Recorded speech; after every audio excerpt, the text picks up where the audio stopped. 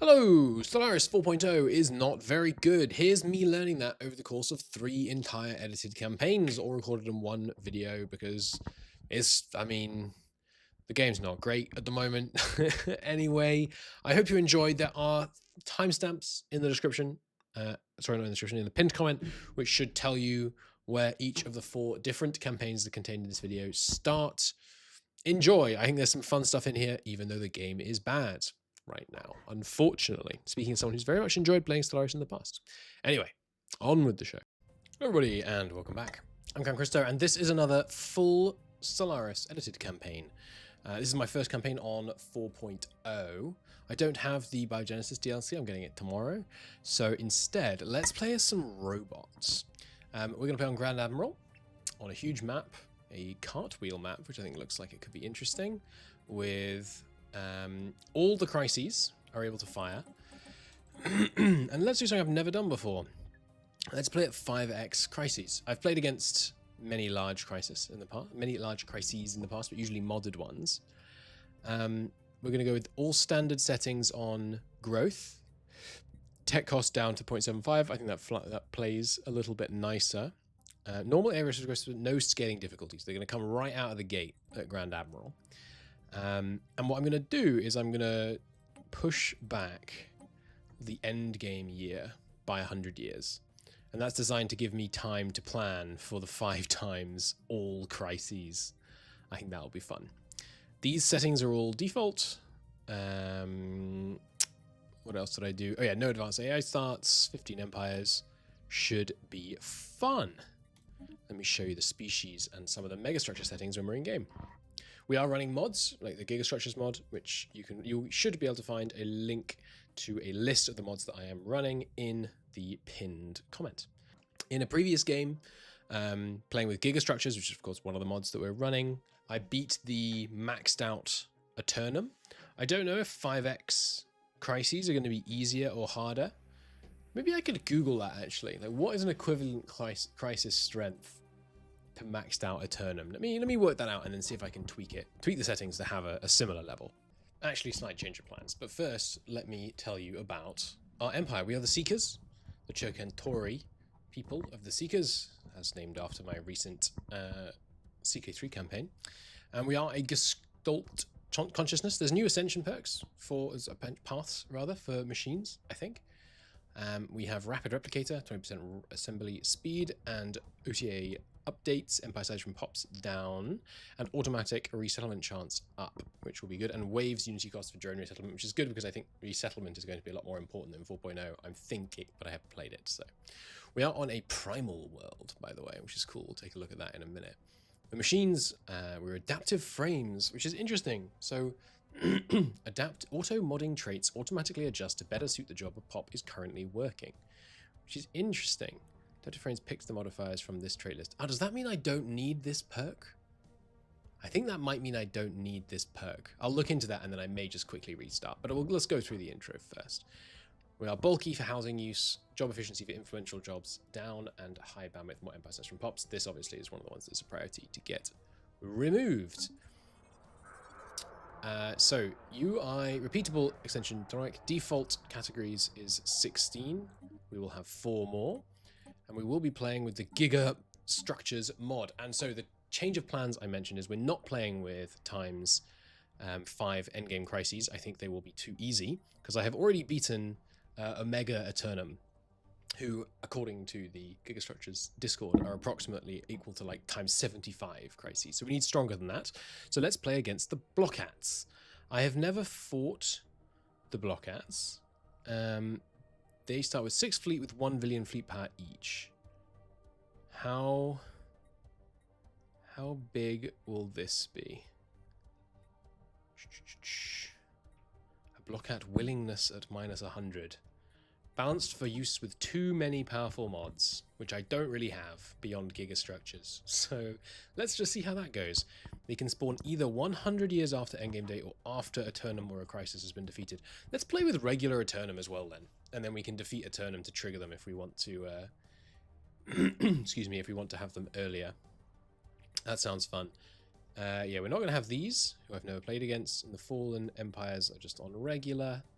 Yes, and we are going to use the slightly more, whoops, lore-friendly looking blockouts one.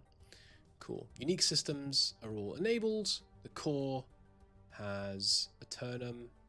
How do I... the galactic core will be random, except that I've set... Yeah, there we go.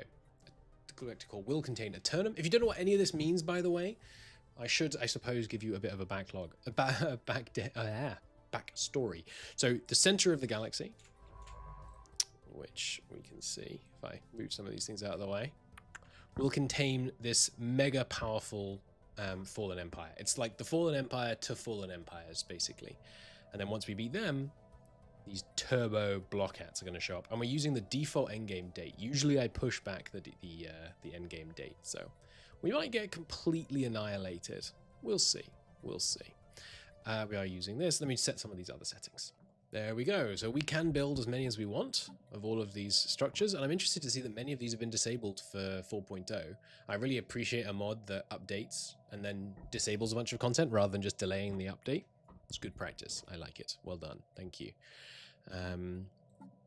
Everything else, pretty much default settings.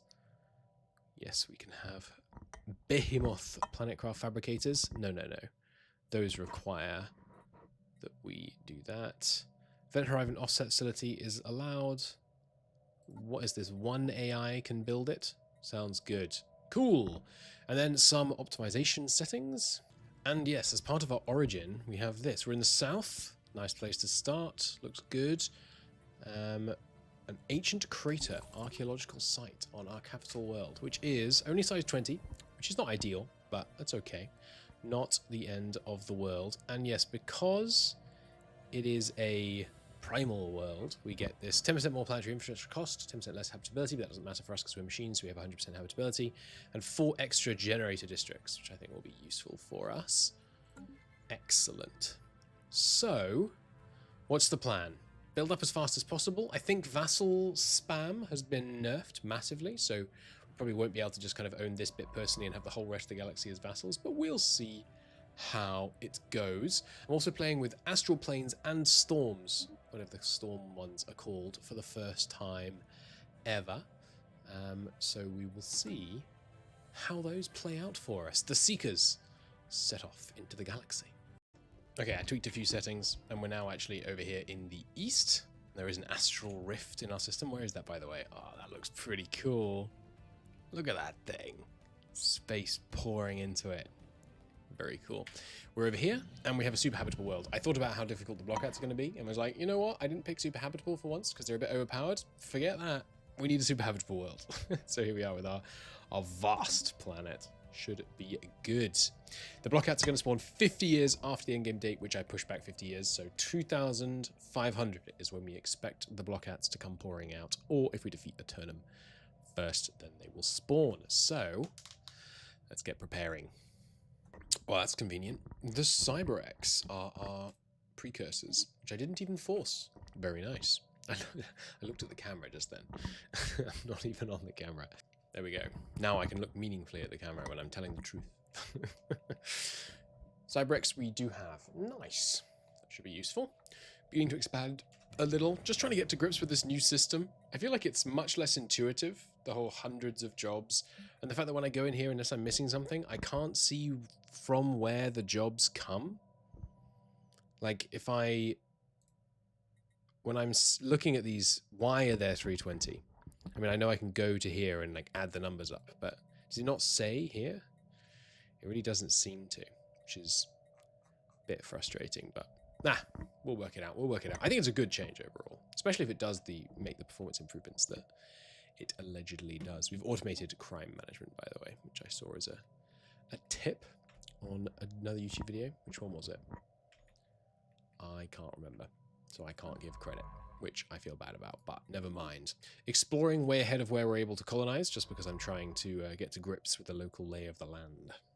We found another wet super habitable world, so that's good. Is our one wet, actually, when I think about it? Yeah, it is. Nice. So that would be extremely good if we could grab that. We have a bunch of planets near us. This tropical world is relatively habitable. I'm not used to the idea that robots aren't just perfectly habitable. We have 50% minimum habitability, from being robots, but no longer are we just bypassing everything, which I think it did in the last time I played, but you know, Stellaris, it overhauls, and it's good. I think I've found what will cause our first war, which is this dry superhabitable world down here, size 32, beautiful little planet, but right here, an alien species. What are the odds that we can get 1, 2, 3, 4, 5, 6, 7, 8 before they can get 1, 2, 3? Don't like my odds, but I'm going to try anyway, because a 32 size world. Oh, imagine. Damn.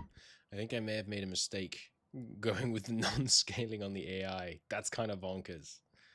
We are 16 years in, and they have 4,500 fleet power piling on in. I tried to build a star base to defend against them, but yeah, Alert. Spaceport. that's not good.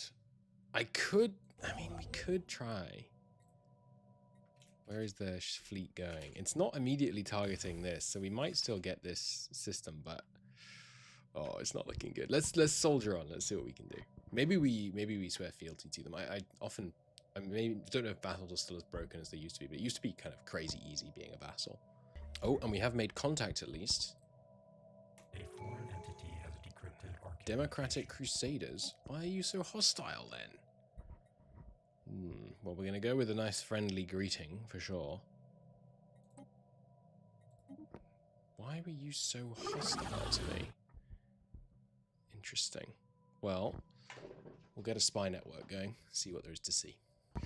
Well, the diplomatic situation is evolving. They've closed their borders, but they're not totally hostile to us. So it's just possible we can still manage to improve relations with them. I am working on getting some intel on them so we can try and work out how strong they are. I'm also going to try and build up this starbase a bit. See what we can do to hold this choke point against them. But if they've got 4,000, by now probably 6,000 fleet, oh, it's going to be tough. It's going to be tough. Meanwhile, the people over here are squatting on my continental world, unfortunately, because I can see there's a station here. But we do, I think, are rather still going to be able to take this choke point system, which would be good. If I could take both these choke point systems, then we're kind of off into this other part of the galaxy, past whoever is up here. Next step, exploring to the north, while Bryn, our second planet, is being specialized into heavy industry. Well, against the odds, at least I feel like against the odds, made it to both super habitable worlds. Now the question becomes, can we get to this choke point in the north? We need to hold here and, well, ideally here and here, or here and here to lock off this northern section. Let's see how that goes. Forwards exploration ships. Ah yes, and also, I am actually going to colonize all of the planets in our worlds, because I was thinking about 4.0 in the context of pop growth having been changed. But actually for us, it kind of hasn't. Where do you even see pop growth? I actually don't know. Here, right. The thing about pop growth for us is that it has nothing to do with planet capacity. It's just assembly. It's just the amount of machine assembly plants that we can get down, basically. So I'm just going to colonize all these planets, and some of the ones with 50%, what we're probably going to do, unless they have some unique feature to them, is just have them, they're going to look like this, basically, with no support, no specialization, just administrative array, machine assembly plants, then it's going to crank out pops, and then those pops are going to emigrate rather. Because what I have also noticed is that machines can emigrate now, which is cool. I didn't know that was a thing. We have an immigration of 14 and an emigration of 14 with only one possible destination. So you're just swapping pops with this planet. That's weird. I guess there's just some slightly unintuitive results when you only have 2 planets. I guess from from roleplay perspective, that makes perfect sense, right? It's just mechanically, that's a bit weird. Okay, alien contact here, scanning the system. So the rush north needs to accelerate. I'm also trying to get down to here, because with access here, we would hopefully have access to, yeah, someone here, although there's not much to go there. So maybe by locking down to here, maybe that star has no connection south, so that would give us all of this, which would be nice. But yeah, just trying to rush my tendrils out in every direction so that we can make contact with more people. Communications established. Let's have a look here. Oh, they look big. That's scary. The Torrent Convention. Sorry, Convocation. Ooh, okay. Okay, they're just Gestalt Consciousness. Give them a friendly greeting. They are... I mean, we can work with this. They're a cooperative multitude. They're an empath and pooled knowledge. Empath meaning... like improving relations with people. Yeah. You know what? We can be friendly with them. They did flip hostile. Oh, they've already taken these two systems. Okay, that's good to know. They did flip hostile to us. So I tried to attack one of our science ships. We got away. These guys in the north have also gone hostile to us. We got the simultaneous event that both of the other people we were trying to contact were being hostile. So that wasn't completely ideal. But their cooperative diplo stance... Yeah. We can make friends with these guys. Let's give them a gift or something. Do you want this invasive xenofungus? Probably not, but... Alright, good. Try and make friends with them. We're still noodling our way south, trying to grab access to these systems, partly just because I think the shield nullifications as choke points could be interesting. We could design like an armor-heavy fleet, and then try and bottle our enemies up in those systems, but that leaves us in a weird spot defending the north, but it could be interesting. And also I want to get this planet craft in our borders because it'll increase the odds of us getting the mega engineering tech, I believe. Meanwhile in the north, trying to grab this system. I guess we'd have to grab both these systems, but yeah, trying to grab up some of these from whoever it is in the north that we're facing off before we fill in our borders. Of course, just because these guys are friendly doesn't mean I'm not going to build a star base in our bordering systems with them, so here and here, because as everyone knows, good fences make good neighbors. And here's the northerners. Let's take a look. The Corinth Accord. Another hive mind, okay. They are a void hive. I don't think I'm familiar with that one. Interesting. Automatically generate mining and research stations over a random unexploited deposit in a system we own every 4 months. Huh. Interesting. And you can actually exploit things you don't have the tech for. Well, that's interesting. They're only wary, though. They are rival to these guys, so we may have to choose which one to be friendly with. But for now, let's improve relations with both. Hopefully we can get some intel from an embassy and work out which one's stronger and then align with whoever's stronger. These guys have rivaled us, by the way. We are equivalent on tech, which is honestly kind of... I'm quite pleased with myself, to be honest, that we've managed to be equal on tech considering they have whatever it is. What are the Grand Admiral bonuses? Now, there isn't actually a direct difficulty one, it sounds like. Oh, no, there is, yeah. 100% resources from jobs, which will include research. And we're still equivalent to them. Which I'm quite pleased with myself on for our first game in this patch. Well, that's interesting. We're reaching into this rift in our homeworld. And it's resulted in some of these how the hell would you say this? Lilarobius. People have popped out. They are currently grid amalgamated, which I think means they just make power, which is interesting. So I inadvertently set up the matrix. There's 100 of them. Do they reproduce? I don't think they do. Let's wait a month. Closed borders. Corinth Accord. They have overwhelming power against us. Oh no.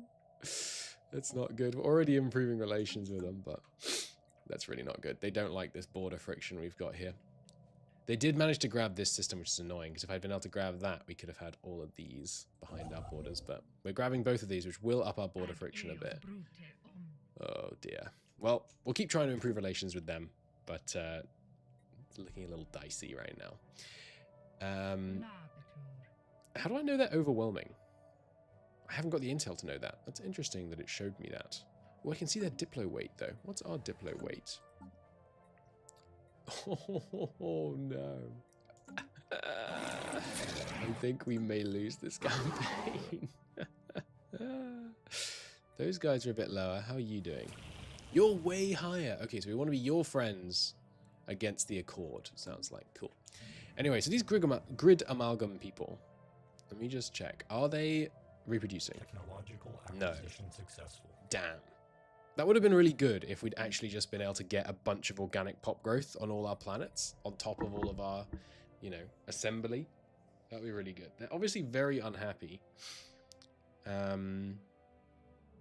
Which is going to damage our stability slightly, but there's only 100 of them, so not really a big deal. I thought we were going to be able to suddenly get organic pop growth across all our planets by resettling small groups of those people, but no mass-produced organic batteries for us. Bro. What is this? Seriously?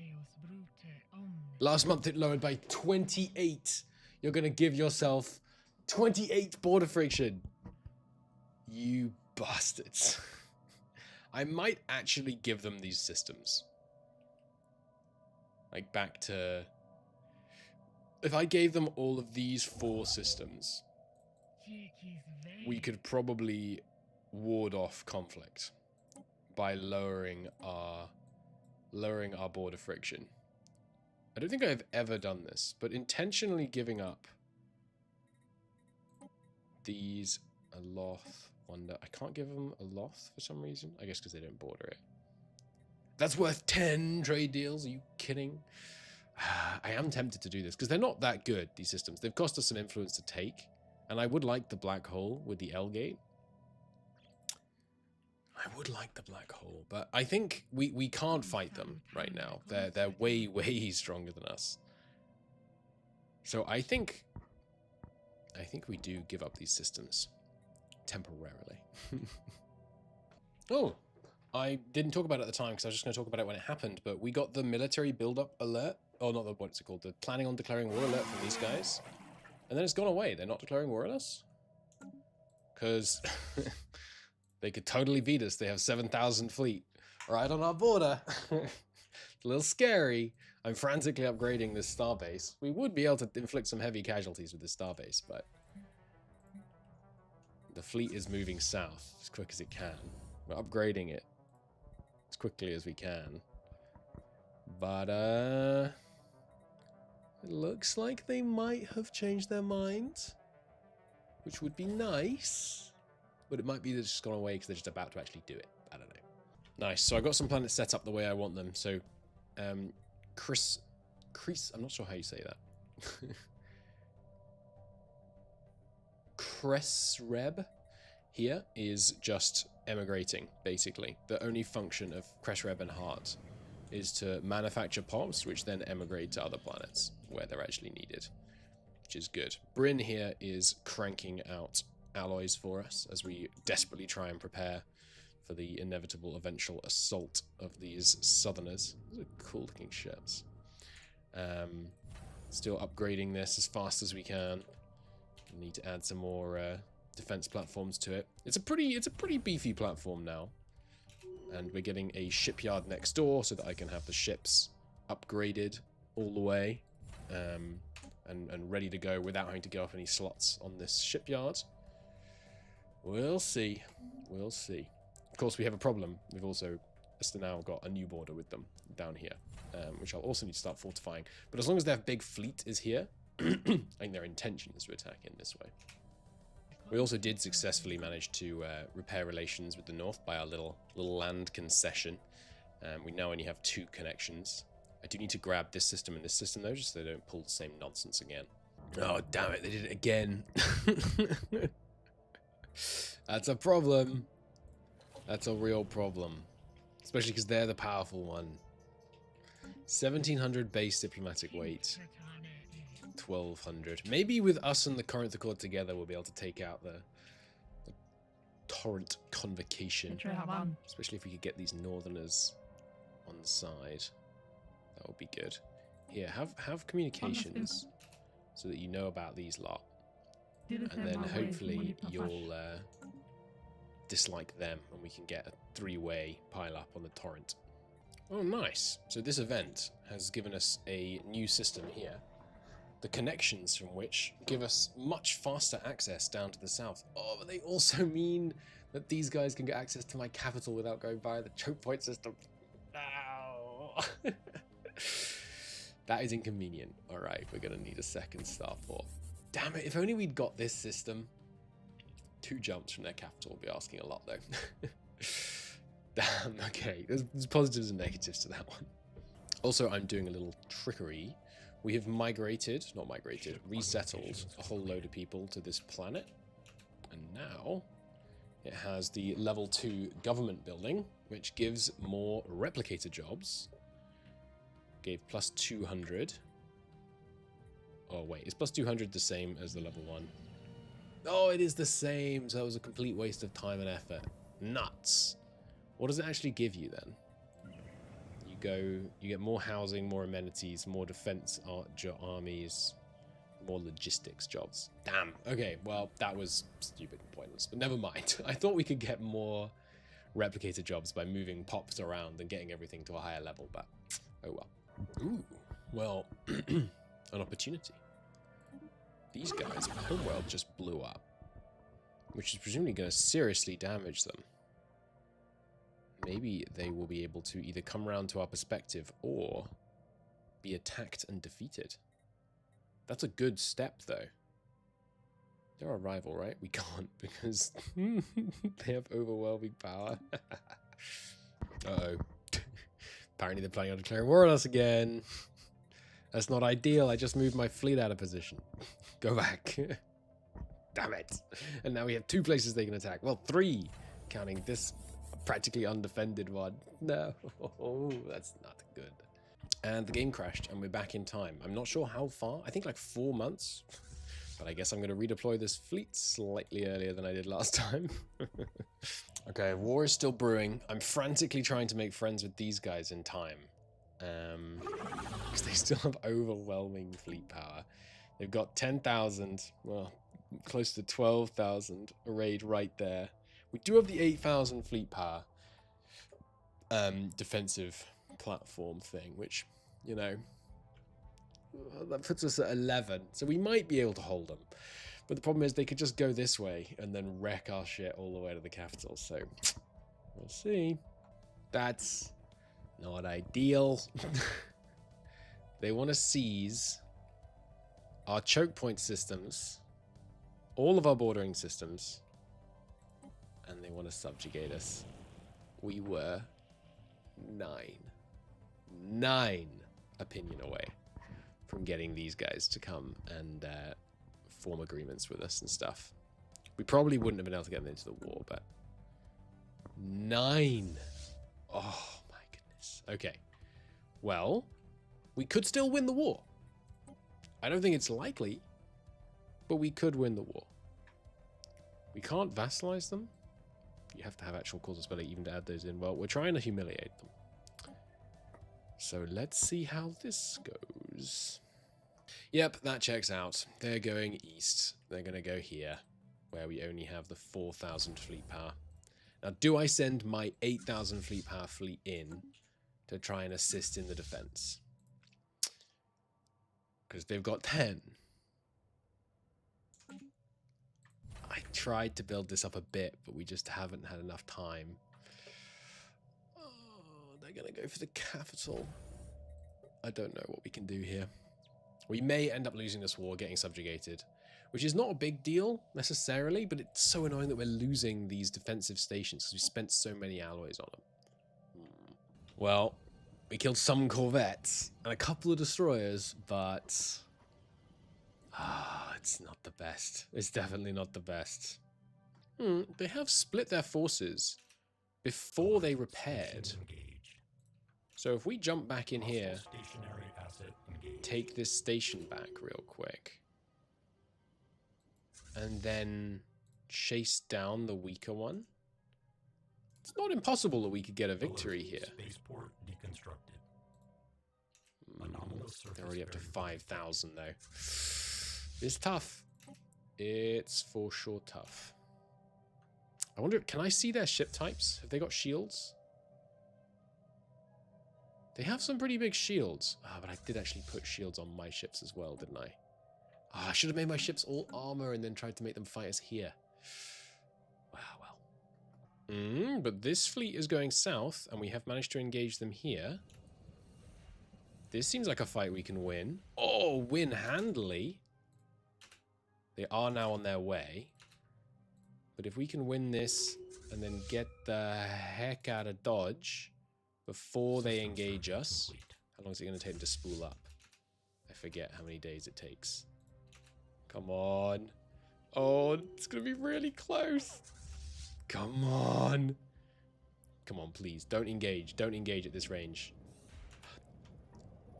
That's what I'm talking about. This is winnable. This is winnable. Oh, crap. There are other fleets shown up, and it's stronger than ever. It's shown up over here.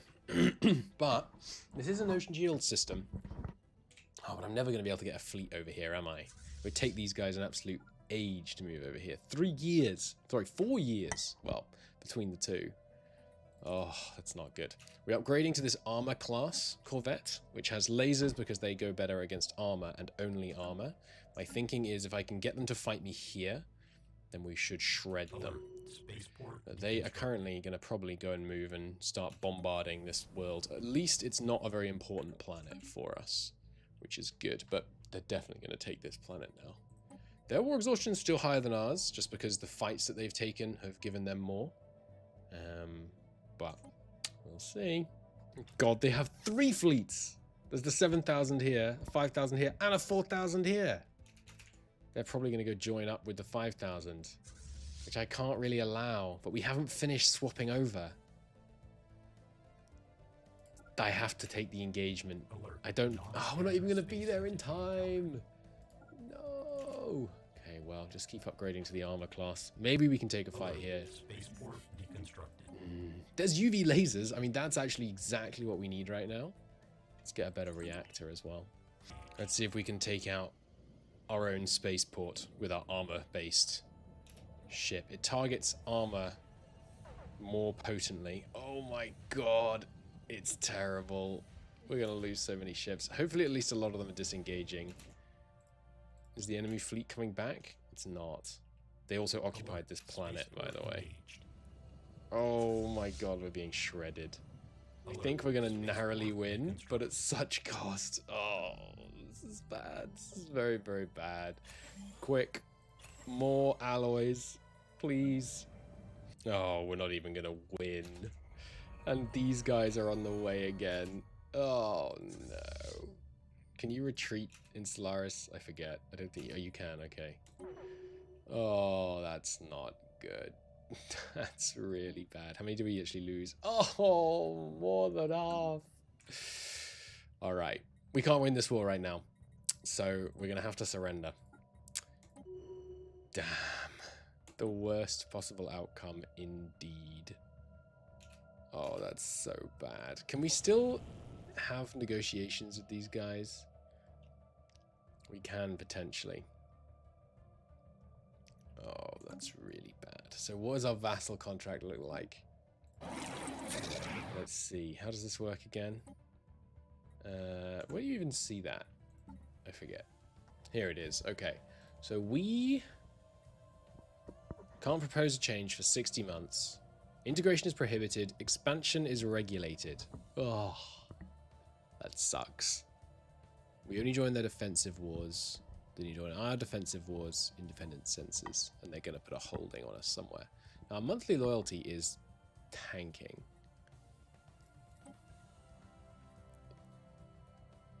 So if we can get their opinion up, then I wonder if we'd be able to persuade them to do some other stuff. At least we're not giving them anything. So we really aren't giving them very much at all. It just depends what happens in 60 months, basically. And this ruins many of our choke points. They took extra systems because we let them occupy them, these two. Which, yeah, really, really ruins our choke point setup. So I guess the new defensive choke points are here. And here, which was our previous shipyard system. And then here. Oh, that's really annoying. We might be able to come back from it though. Let's see. Through reloading shenanigans, we find ourselves back in time. Don't worry, I'm not going to just re-roll this war until we can win it. What I am going to do, though, is surrender immediately. This will mean that our systems are still joined up to connect back through here. It means that we will still have this connection down to our planet here. Obviously, this is slightly cheaty. Allow me to defend myself. I was basically going to restart the series because the way that our systems are all broken up, it was going to be really, really difficult to ever declare independence. I think this is an okay compromise, basically. We still lost just gargantuan quantities of alloys. And in fact, they kept the defensive structures because they never attacked this. That happened in the previous version as well, but that's so bad. They actually just get all our defensive structures. Oh, that's not good. Okay, we are a subject. Let's take it from here. A little bit of subject renegotiation is going to let us expand more aggressively, because right now all our claims are costing an extra, I think it's 40 influence, not claims, sorry, systems. But by giving them one extra holding, we can get expansion permitted. This will also lock in our this deal for another, whatever it would be. Is it 5 years? Excuse me. Where's my acceptance? Gorothians. There we go. Nice. So they can have another holding. Yeah, the first holding they are using, but it's not doing anything bad. They're just... Which world they put on here? They're just generating some research for themselves and us, more for them, of course. But now we have this locked in for another 60 months, which is nice. There's no reminders system like in CK3, is there? That's a really nice system, that. I bet there's a mod. Maybe I'll look for it. But yeah, so that's our term locked in again. They're still not taking any resources off us, so it really is not hurting us at all to be a subject of them right now. Yeah, not so bad. Oh, that's not good. So these guys, I think, declared war on each other. I don't know who declared war on who. The Torrent Gorthian War of Obedience. Does that mean Torrent attacked? Yes. Torrent is trying to make these guys their subject. Interesting. I wonder what that does to us. They're going to lose a lot of relations. But, I really feel like this is not going well. I wish I'd had warning, because then I could have my fleet here. But as it is, I don't think we're going to be able to get in there in time. I was just about to renegotiate this agreement, by the way. We can do something pretty... Oh, I meant to be paused. We can do something pretty crazy if we agree to join their offensive wars. Oh, if I'd just done this like a month before, we would not be in this war. Ah, that's upsetting. That's very upsetting. I might... Let me see if I can reload. I don't think I can. I don't think we have enough influence. Oh, it's so annoying.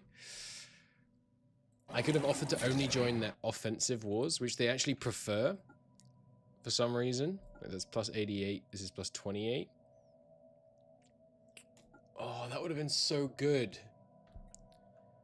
As it is, we're going to get massacred. But, yeah, look at the amount they're willing to give us in exchange for this.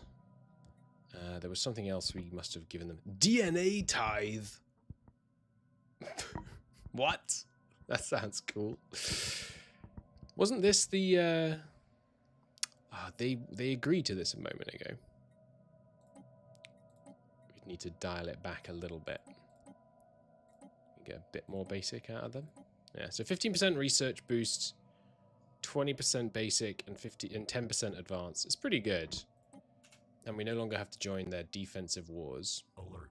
Military station. But that's not going to bring us out of this war. And so they're going to kind of... Oh, it did pull us out of the war when they agreed. Hell yeah. That's good. That's very good. Okay, okay. I was thinking this might be a GG, but no, this is still... Okay, okay. A little Overlord subsidy from these guys coming in. And now we don't have to help them in their war. Of course, if they get subjugated, I imagine that's going to get rid of the subsidy. But let's see how this goes. We got some robot modification tech, so I have removed the empire size from POP's modifier and added in mass produced, 15% extra POP assembly spread. Speed. I've also split out our preferences, wet, cold, and dry, and I'm now going to modify those on the relevant worlds, which I think is just these two. On the hot worlds, to be the dry planet preference. Only going to take 6 months, not too shabby. And then we will be able to make much better use of these two, which is going to be very nice. So we have begun our transformation. The passive iteration of the mechanical body has become to a logical and inevitable conclusion. A new age is upon us, sparked by innovation, oiled by opportunity. And looking at some of the traditions that you can, there's 3 paths. I haven't played since this was a thing. There's 3 paths. You can go virtuality, nanomachines, or modularity. And virtuality seems really cool. You get your ability to create or destroy pops very easily, where you can just fill any job you have with people. But you're heavily incentivized to have very few worlds, which makes me think we may have played this wrong. And we should instead have played very, very tall with just a couple of planets if we wanted to go virtual. So we'll see how it goes when we unlock virtual. We may start again and do a different path targeting virtuality as our main goal, and then getting there and playing super tall. But we'll see. We'll play through a bit more. So apparently, this unrest, by the way, is because we took over an entire primitive world and turned its population into batteries, and they're not very happy about it. Apparently, subjecthood is transitive, because we're now these people's subject, which is not exactly what I wanted. They're the strongest people in the area. Did we get the same deal? We did. That's interesting. That's very, very interesting. We now have these guys joining our offensive wars. They have 1,800 from fleet power. These guys have 1,900 from fleet power. Seems like we should be going to war. It'll even bring in these guys on our side, who are at war with this lot, or at least were. I think their war might have been invalidated. I think their war got invalidated, yes, so these occupations will go away. Yes, indeed. Okay, so a foray north, assisted by these guys, seems good as long as we can... Holy crap. Yeah, I think we need to... I don't think I can do it. 74,000 fleet power. Meanwhile, we have 9,000. I do have a lot of alloy income. I could be getting much larger fleets. But I think in the new patch, the Grand Admiral AI is a bit stronger than me if there's no scaling. I should have done it with normal scaling up to the mid-game, I think. But, okay, no, because we can't declare war. If we declare war, and then they're going to ravage through here before our overlord even ever gets here. That's unfortunate. Well, we have an overlord that likes us better now, so there's that. Are you... So, planet, right? You will note pre-FTL planets with a bunch of human batteries on it rebels. I had an army on the planet. That just disappears. They get 16,000 fleet power. More than I have. No. No. I think we're going to end this campaign. I'm going to try again with a different strategy and knowing a bit more about how the economy works in this setup. That, frankly, is bullshit. I'll see you in the next campaign. Bye-bye. Hello and welcome back. I'm Count Christo. Thank you so much for joining me for another Stellaris full edited campaign. Meet the Mutatio Ambition. Mutios are xenophile, pacifist, materialists. They have a Byzantine bureaucracy and they are planetscapers, which is new or might be modded, I'm not sure. Which means that we get plus 10 resources from jobs, plus 10 pop growth or assembly speed. It says or, but I hope it means and. Block, pop, upkeep, down, and clear blocker speed. But if there are any blockers on the planets, they suck, basically. They have fleeting excellence, which is an auto-modding overtune trait, which means they will automatically switch between the auto-tuned traits depending on which is most effective for their job. Pre-planned growth, so minus 30% growth speed. Sorry, plus 30% pop growth speed, but there's minus 20, minus 50, so that's minus 50 years of lifespan, but then plus 20 again here, so only minus 30.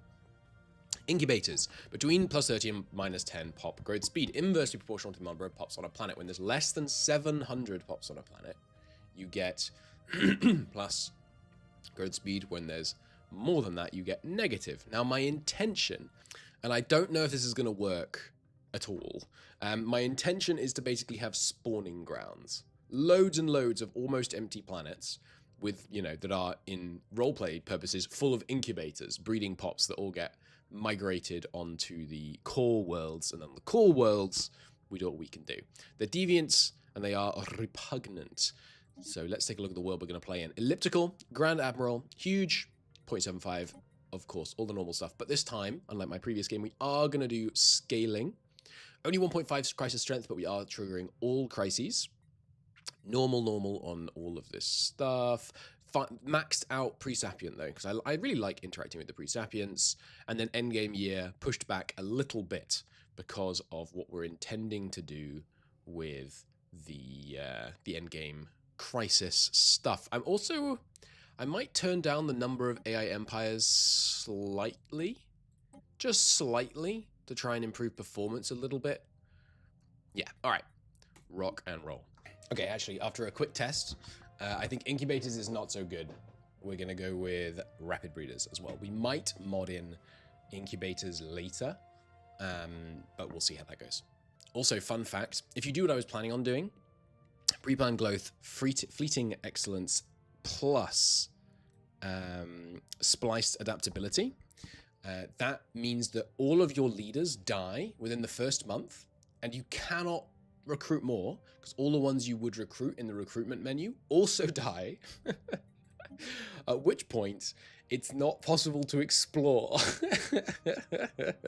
I thought the leaders would live like 10 years and we could do this weird game where the leaders just constantly die and turn over. But no, they die immediately and you can't even recruit more. Now, time to reload the game until I get a 21 size homeworld. Okay, enough re-rolling.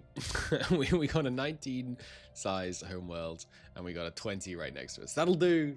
I've just spent an embarrassingly long time trying to get a 21 with a 20. Anyway, let's take a look at the settings we're going to be using.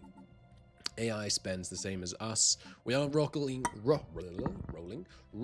the end tech blockats. They start with just stupid amounts of power. They get plus 1000% weapons damage, 90% ship speed. They get, you know, billion energy to complete the block protocols, which I assume like weakens them or something. No influence upkeep on megastructures. Infinite quantities of all megastructures are allowed. Rock. No, this for the AI. Rock and roll. I think that's everything. Let me just have a look through. Yep, that looks right to me. Excellent. Also worth noting, we have a mod that will give us all the precursors, which seems kind of fun, and I'm scared of the blockats, so I don't mind giving myself extra bonuses. Right, let's start some exploring and growth here at long last from my perspective. Frustratingly, I think the overtuned edict, Damn the Consequences, is bugged. It's meant to cost 15 unity, which would be 0 because we have enough edicts fund. It's actually costing us 62 unity. 62. Now that's really annoying. Is there a way? I'm trying to think how difficult it would be to mod to fix that. Let me. That was quite easy actually. There we go. Down the Consequences now properly costs 17 unity. I doubled its cost to compensate for the fact that I've changed it. And if it's in, apparently the devs have said it's not a bug, despite the fact that the UI reports the wrong number, which is weird. But yeah, fix that. Mod will be in the link, in the list that I put in the description of the video, if you would like it. Okay, our first neighbors, and we got lucky in a first contact event. So we should have 150 bonus opinion with them, I think. Oh, we might even be able to... No, there's no way we could get all the way around here, but we have relatively good odds of getting here and locking off this section to them. Should be good. God, they're so much smaller than last time. The Grand Admiral no scaling AI was bonkers. Anyway, hello. They're wary, but we can get an embassy right out the gate. They are xenophobic authoritarian militarist, which is not, you know, ideal, but hopefully we can improve relations with them and get to a place where we can be friendly. They are cutting us off from going this way, which I expected. The question is, do I try and rush to grab these astral threads? Because this astral scar, I think with enough tech, we can kind of punch through this. It'd be difficult to defend so many jumps away from our systems. It's not that many. I should find out what's in these systems and then rush that way if what's in here is worth defending. And we could always just stop here if necessary. In the south, we found this kind of interesting bit of geography. This system here and this system here locks off all of that, which is a lot of systems. So it is tempting, but the connections are just so bad. To move from our home down here would take such a long time. You just go all the way around there. It might even be faster to go around here. So I'm not going to colonize into this space unless I find some really delicious stuff down here, in which case we might just go to here, lock off there. Plus this is a pulsar, so pulsars are nice and easy to defend because you've got the shield nullification. So if there's something here, we'll definitely rush down there. But otherwise, I think I'm just going to explore in this direction because locking off some of these planets. Oh, that's continental. I didn't notice. Okay, yeah, absolute priority. Get this, which means we want... I'm exploring with my general, which means we want to go lock down this planet as soon as possible. Nice. I appear to be able to take biomorphosis second, which seems cool. So we're definitely going to do that. Which means we already start the biomorphosis tree, like path. That's cool. So now we have to start choosing what we want, and I have already looked up. I think we want genomic growth first, because genomic growth gives, yeah, monthly pop growth per genomic researchers, which replace the, what are they called? The ones that normally, health workers, the ones that normally give pop growth increase. This one is also pretty cool. You found on a planet and then basically it slowly goes to 175% habitability, and at 175% habitability you get about 18% bonus job efficiency. That's really cool, but I like the idea of going, and purity seems bad, but let's go cloning. I like the idea of maxing out pop growth to just an insane degree. So I think that's what we're going to go with. So yeah, cloning seems best here to me. You get some amenities, which is nice, and plus one monthly organic pop growth. Nice. I'm not sure if this is a bad idea. It probably is from a housing perspective, but I've also built robot assembly plants on all of our worlds. And we're going to build up some robot pops as well. I can't wait for the UI update. This is terrible.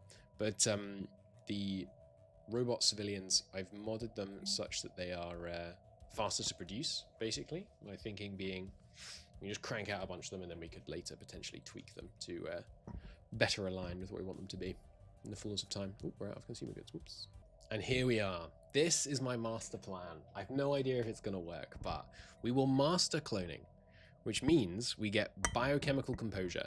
Leaders can have backup clones. When they die, they then just come back, basically. And I think if we set, there's some kind of like advanced government or something, like a clone leader government. And if we do that, we should get this on all our leaders. And then we can take all the leader lifespan penalties we want. We should still be able to keep our leaders. That's my theory. And there we go. We will clone ourselves to success. We can't pick the others because we didn't choose it as our target. Which means we have a new council agenda, cool, and new research available. I'll worry about that in a second. But more importantly, cloning. So cloning we get allows the adoption of cloning authorities. Right, that's the one that lets all your leaders be clones, I think. Medical workers give assimilation of pops into a hive mind, cool. Research period of biologists up and clone upkeep down. We unlock the perfected clone army. Pop growth organic species traits can be removed. Advanced organic species traits can be added or removed. You can alter the appearance. 4 perks. Points. 2 perk picks. Nice. Job efficiency per medical building and genome research facility. Very nice. And yes, leaders can have backup clones. All eligible leaders gain it. And genomic growth. And then when we complete it all, yeah, finishing it is what gives us the authorities. Nice. Very nice indeed. And the replication initiative. is active. We don't have any clone centers built yet, but I will be moving towards putting them on all our planets. It is going to mean that we're going to need to fit more of our buildings into specialized districts and things, which will be a little bit of an issue, but I think it will be worth it. Nice. So the species, this doesn't actually change the species traits at all, right? Yeah, it just means that now we can put more stuff in here. Once we've unlocked those things, I guess, we can put more stuff in here. Nice. So it's that time again. I always underbuild my fleets, and one of our neighbors is preparing to declare war on us, these guys. So I think this will go better if we have an ally. So I'm going to form a defensive pact. It's going to cost a bunch of influence, which is why I haven't made any treaties yet already. And it's going to make these guys dislike us, which is unfortunate. Yeah, crack down on hallucinogens. Yeah, that's a pretty big relationship with these guys. But it's still ticking in the right direction, which is kind of good. Hopefully that will deter them from attacking us. I have been building up the spaceport here, and we've got our meager fleet. I'm also using this slightly memey long-range Corvette build that, what's his name? You know who I mean. The Stellaris YouTuber made a video about, which apparently can be quite good. So we'll see where we go from there. We also got a pretty massive energy credits issue. I'm buying a lot off the market, but we are running short on trade. So that's going to be a problem pretty soon. Let's do a big sell-off of gas to try and help us there. Light here is building some generator districts, which will help. Yep, there's a declaration. You'll still hear, maybe our fleet can incentivize you to die. So these guys are overwhelming to us, so hopefully they'll be pretty potent against these guys. We'll see what we can do holding the line. I will move my commander in. He's just exploring off down here. Whoa, what the hell is that? Oh, it's a cosmic storm. Cool. He's off exploring down here. I'll bring him back when it's time to hold them off. They're only a superior now. Okay, they were overwhelming earlier. See how it goes.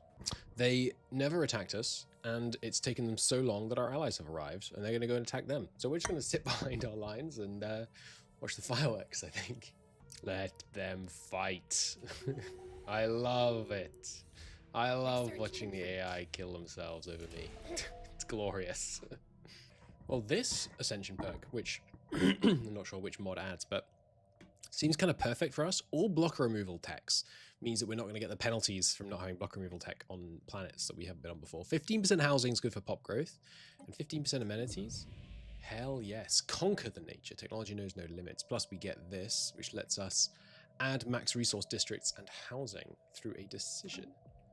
That seems sweet. Right, we can't do this one because we're being bombarded. And embarrassingly, we are being bombarded. How much energy we got? We got enough. We're being bombarded by these damn void worms, and I don't have the fleet power to take them out. I'm kind of hoping my allies take them out on the way home from winning my war for me, but we'll see. I think what I want to do after letting my allies win this fight, which they will do momentarily. Oh, hello.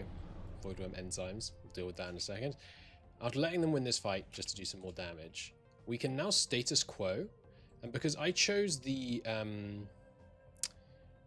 ethos and government form one, it should create a subject with just these four, not a subject, an independent country with just these four, and they should match my special project complete ethos. So I'll probably be able to get them to accept vassalage. Anomaly found. Excuse me? Oh, I bet we didn't control the planet. That's actually an annoying enough thing that I might reload. Because if we controlled the planet and we could get a little subject down here, that would be really good. Yeah, I think I'm actually going to reload, which is, you know, bad of me, but still. Okay, so with the first of the cloning perk picks here, we have +4 modification points and +2 trait picks. So, say hello to Mutatio Prime. Mutatio Prime is a variant on the Inner Darkness one. We got these from an event on Farm.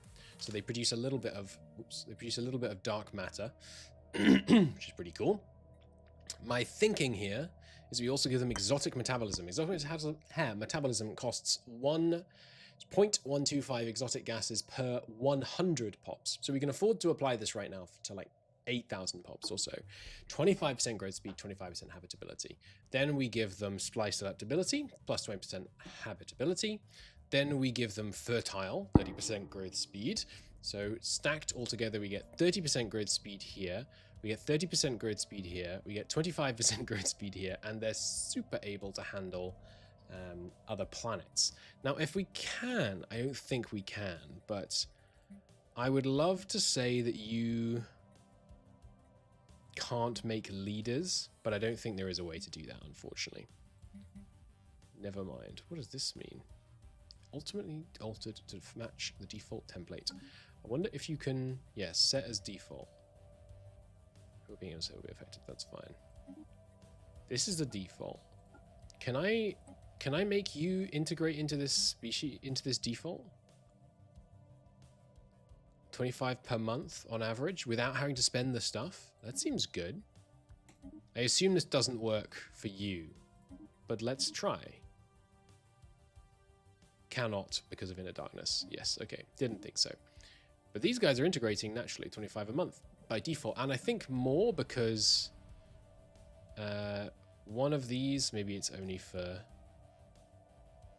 Okay, no, it looks like it's only for optimizing, not for just general switching over. But a bunch of our pops are going to go over to being the primes. And then those that don't do that are the ones living on our current world. So my thinking is we use these to settle a bunch of new worlds that we can't currently easily inhabit. And in the not too distant future, we will have the tech. In fact, it's only in 22 months. Yeah, no, it's a bad idea. I'm going to get rid of the habitability. Instead, we'll just bifurcate the species by habitable type. And then we can get our habitability that way. And this gives 25% habitability anyway. Okay, that is, I think, all the stuff we want to take. Oh, they've actually occupied the capital. That might actually be a bad thing. But let's see. There's the status quo. Okay, it didn't take the capital. That's probably a good thing.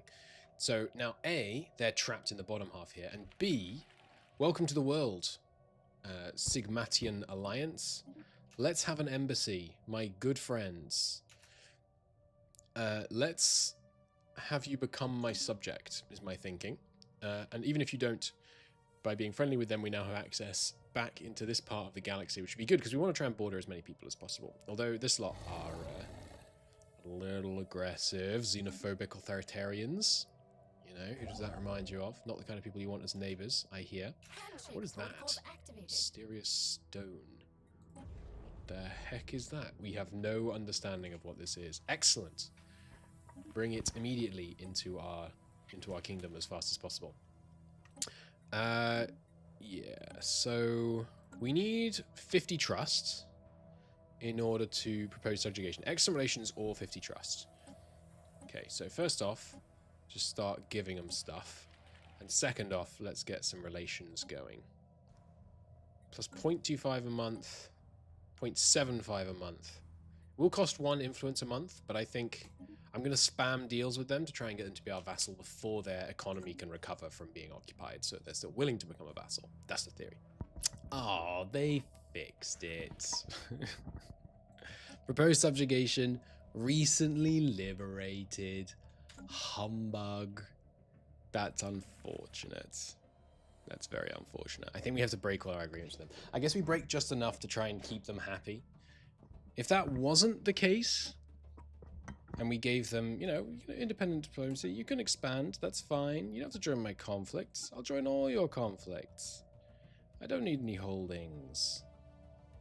They would be not quite all about it, but if we had more trust, then we'd be able to get them.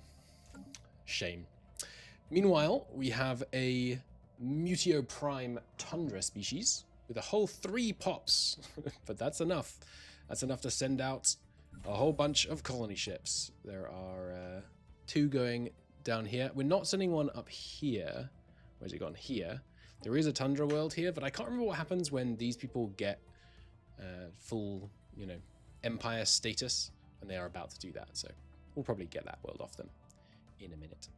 The advent of better genome editing technology is resulting in a vast expansion. Look at all these places being colonized, and though this screen doesn't show it, many of them are being colonized by pretty good species. 100% on this one, because we have been taking the dark matter imbued sect of our species and bifurcating it. We have the super habitable ones, we have the tundra ones, the dry cavern ones, and the hardy ones. The hardy ones have extremely adaptive rather than fertile, meaning that they'll be able to go into even places like, which one was it? This one. Yeah, this tomb world here, which has an extra -10 habitability. That's because this fallen empire has asked us to do so.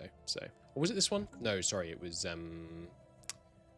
well, one of the other ones. Anyway, these guys, no, they're raiders. Where are they? Here it is. These chappies who like us. And they say we're more likely to survive if we take that one. So we will do that. Meanwhile, I'm desperately trying to address the fact that we have so many civilians.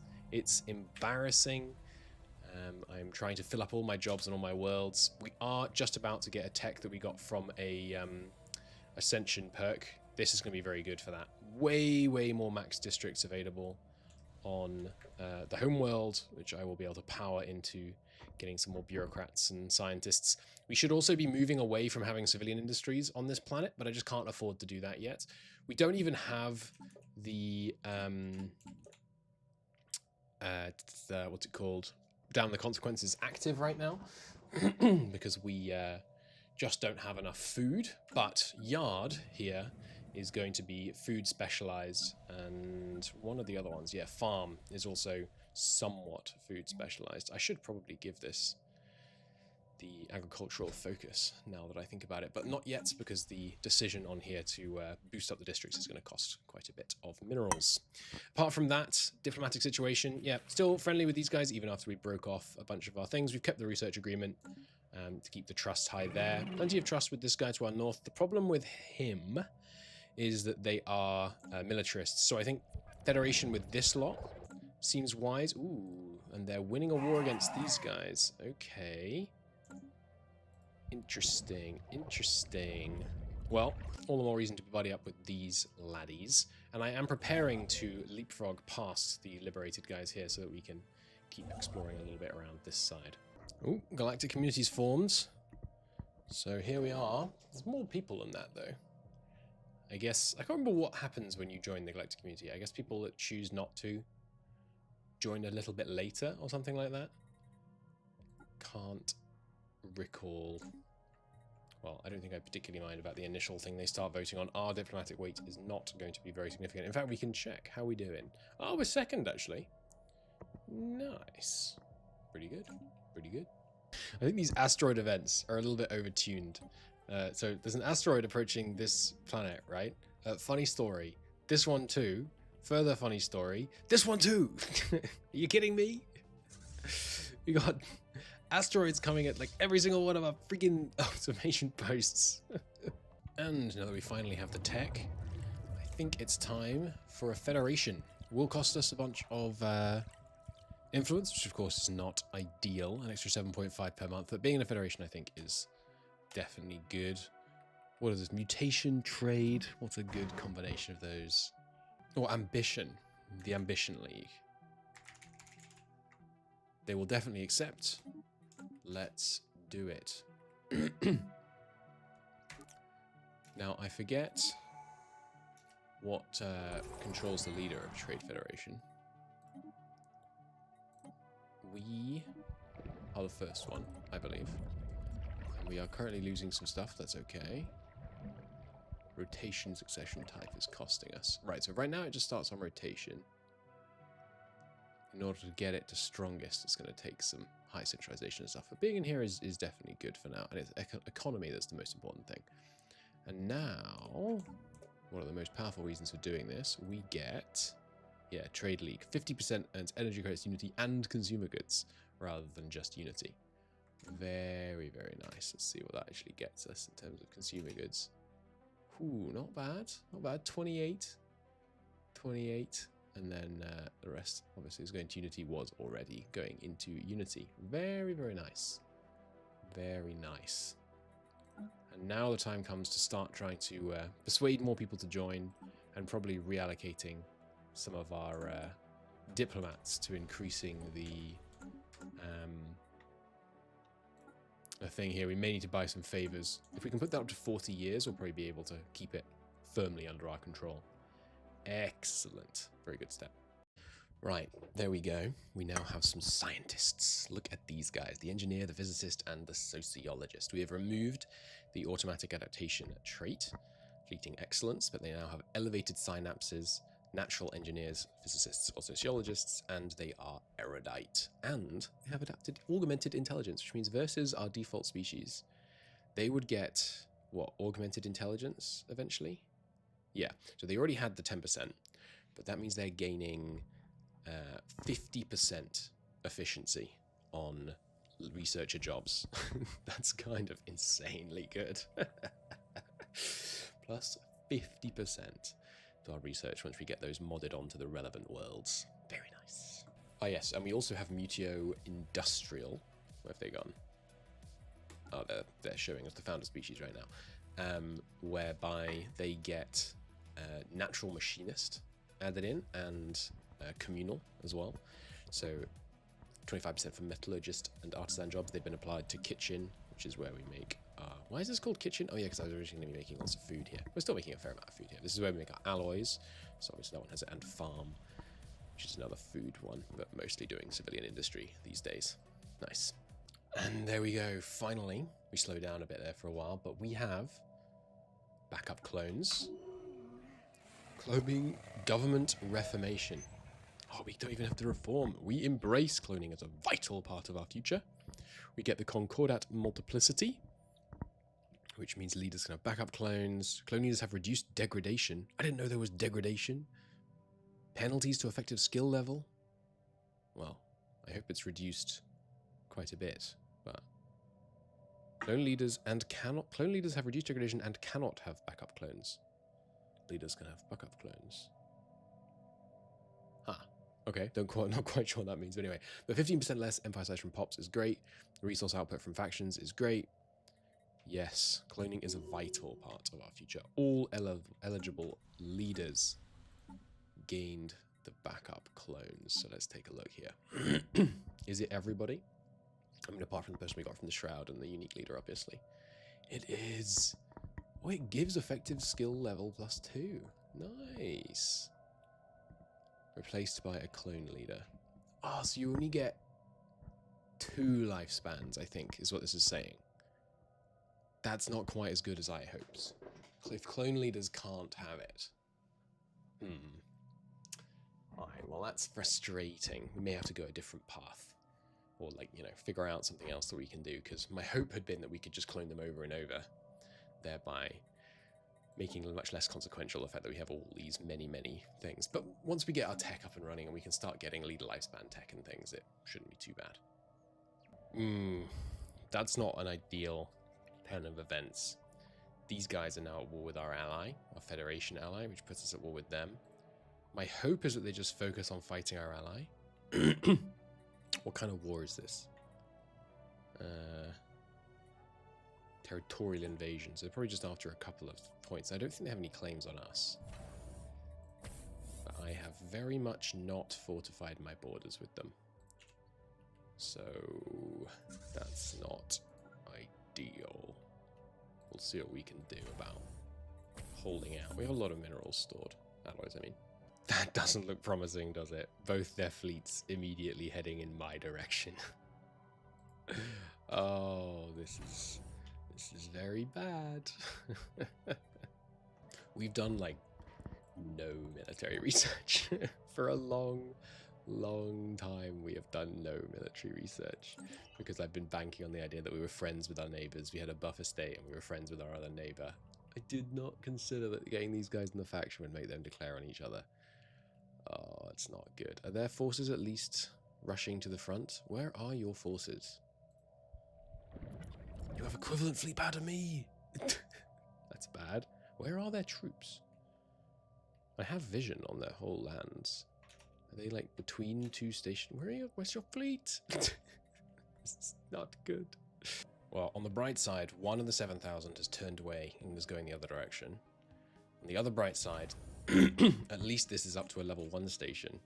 On the downside, there's 7,000 of them. They outnumber me 2 to 1, and here they come. That's Special project complete. that's not ideal. It's not perfect. I really don't like our odds. Oh, what a brilliant time to have energy shortages accidentally kick in because I wasn't buying enough energy off the market.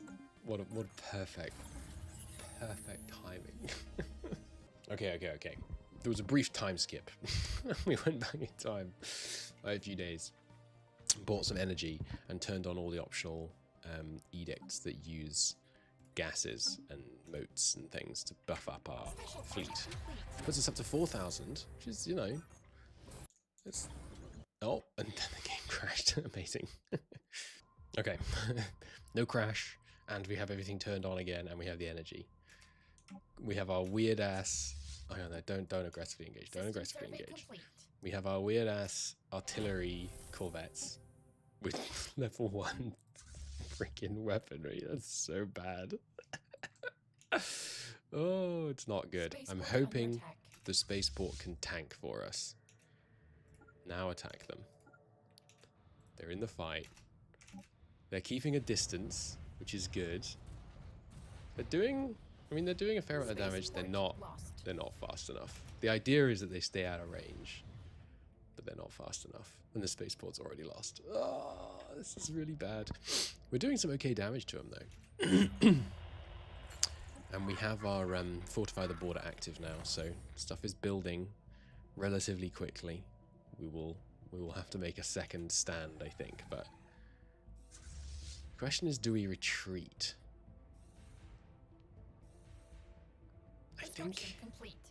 I mean, we're giving more or less as good as we're getting now. We are actually managing to stay out of range of some of them, but they've got big weapons.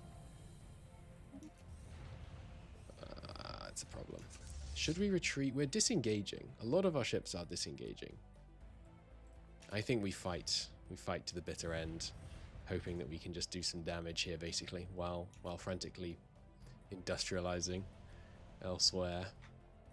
We'll see. We'll see. So if we were to surrender now, I can't even see. I don't know if I'll lose this system. If we status quo, I can't see. I don't think I've ever been a secondary participant in a war in Stellaris before. Oh, they're being raided. That's where all their fleet power went. They got raided. That's really bad. I know of a good raiding target. No, unfortunately. Ooh, okay. Yeah, give me some reclaimed ships. That seems good. Anyway, we'll see what we can do. Look at this guy fighting to the bitter end. You gotta respect it. Dodging missiles. Oh. We did... Oh my god, we killed so few of them. I thought we killed more than that. Oh, that's real bad. That's really, really bad. Oh dear. We are in deep trouble. Is there anything I could unlock that would be useful? Not in a hurry. Not in a hurry. Okay, things are... I mean, they're not looking great, but they're looking up, I would say. I've quickly grabbed Unyielding for Starbase upgrade speed and Starbase hull points and damage, and we're frantically upgrading Starbases all over the shop, while also frantically trying to build more and more shipyards to crank out more and more corvettes. We did have a huge alloys reserve available, but I am still scared. I've also just noticed that these guys are in the war. That's not ideal. Hopefully they don't notice either. Also, this is a relatively good starbase that we built up down in the south. These people also have they're not valid rivals anymore, and their opinion of us is improving. So I think there's a good chance we could subjugate them. So let's do some improved relations with them. So they're just bombarding Yard at the moment, where I did just have time to get a stronghold built. So it does have a decent defensive setup. That's good. That's good. Hold them back. We also found the Voltan homeworld, so we get this, which gives powerful temporary combat advantages, which I don't know exactly for how long. Is it for the whole cooldown? I'm not sure. So we could potentially use that just as we hit them. I did not realize you could recruit armies on a besieged planet. Are they going to instantly take to the sky and then get blown up? Let's have a look. Because if they don't, we might be able to hold this planet. Yeah, they do. And you can't land because there's a hostile starbase. Damn. Alright, I thought that would be a bit of a cheat. I think we can take this fight now, though. We're getting there in terms of fleet power. And with our extra bonuses, also we've managed to get up to a bastion here, which is good. And we're bumping up the defenses. So we could probably hold here now. But we don't want to hold, we want to win.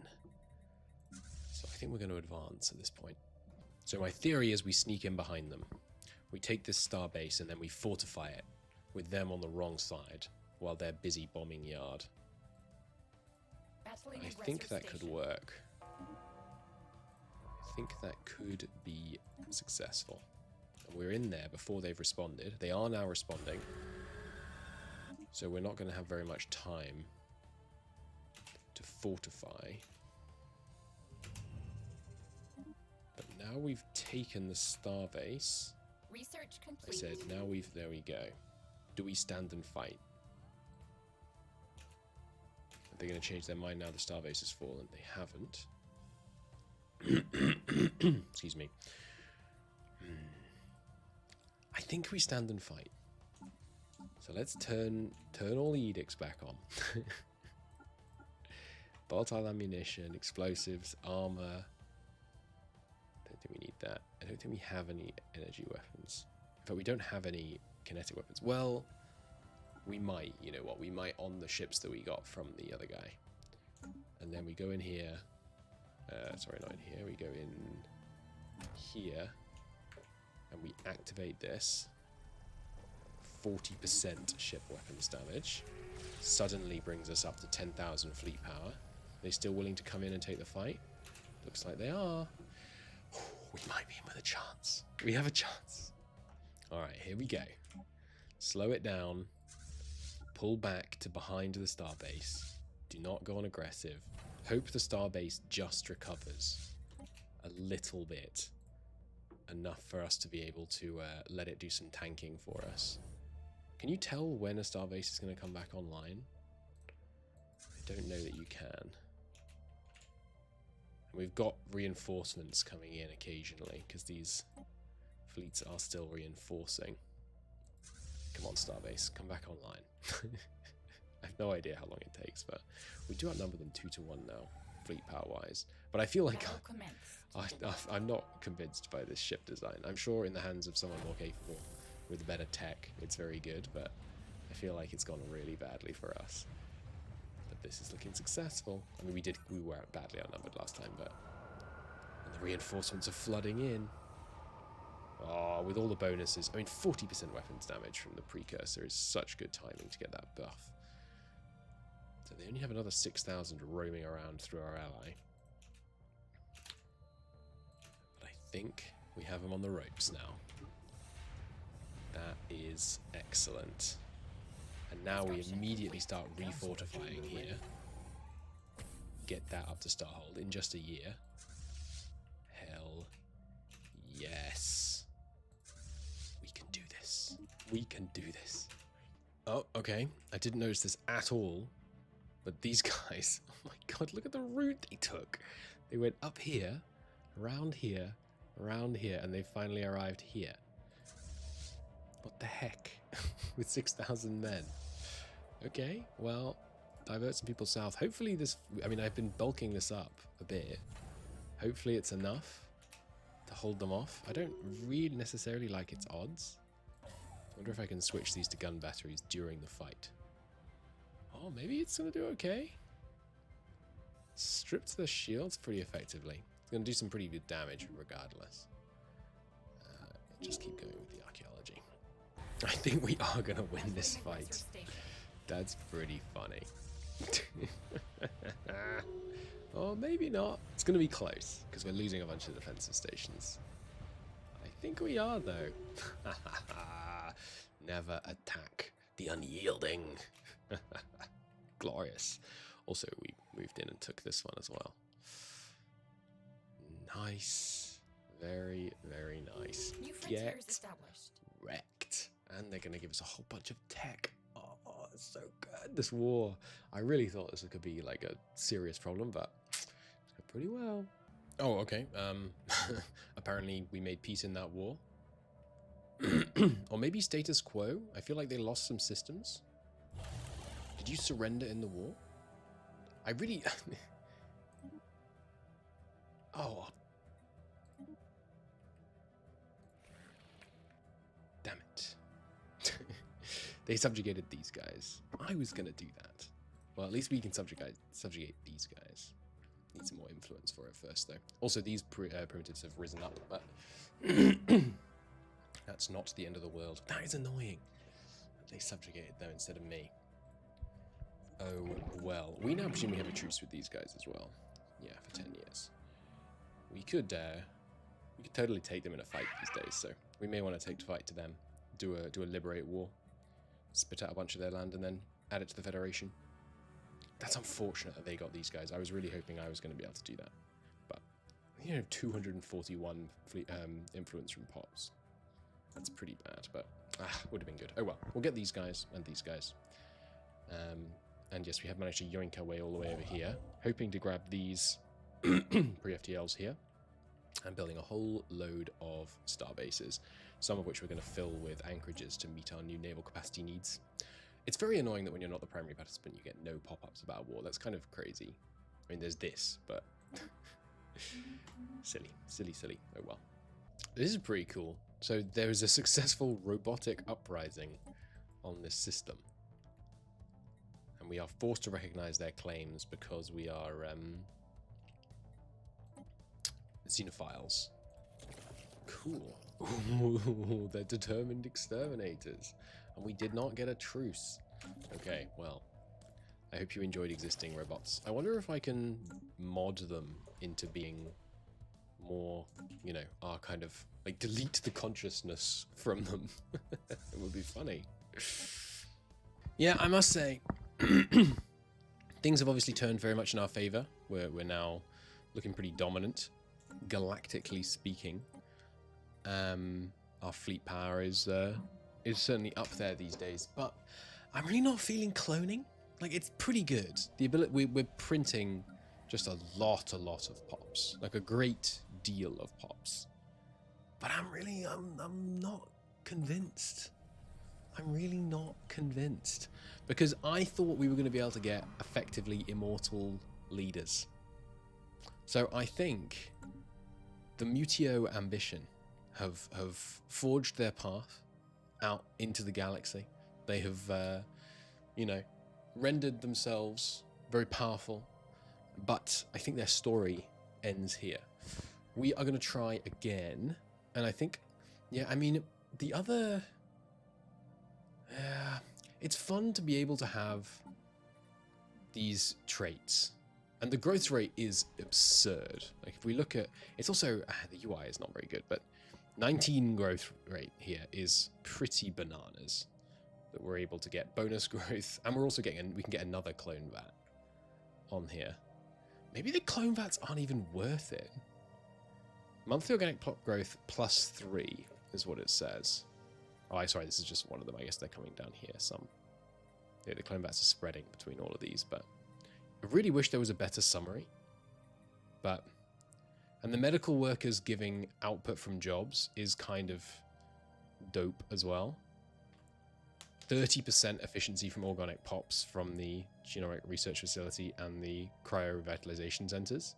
I also think I played badly in terms of, I basically didn't specialize any mineral production early, which meant I stayed way, like, even now we have hundreds of civilians, thousands of civilians on our home world, which is such a massive waste.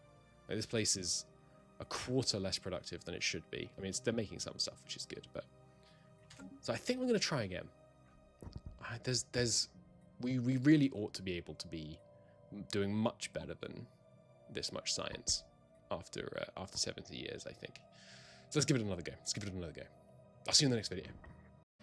Hello, everybody, and welcome. Thank you for joining me. Say hello to the Foreveran Replicators. We are the Forever. We will live forever. In our previous campaign, I was a little bit disillusioned with my short leader lifespan. In the end, we thought we had a way around it, but we didn't.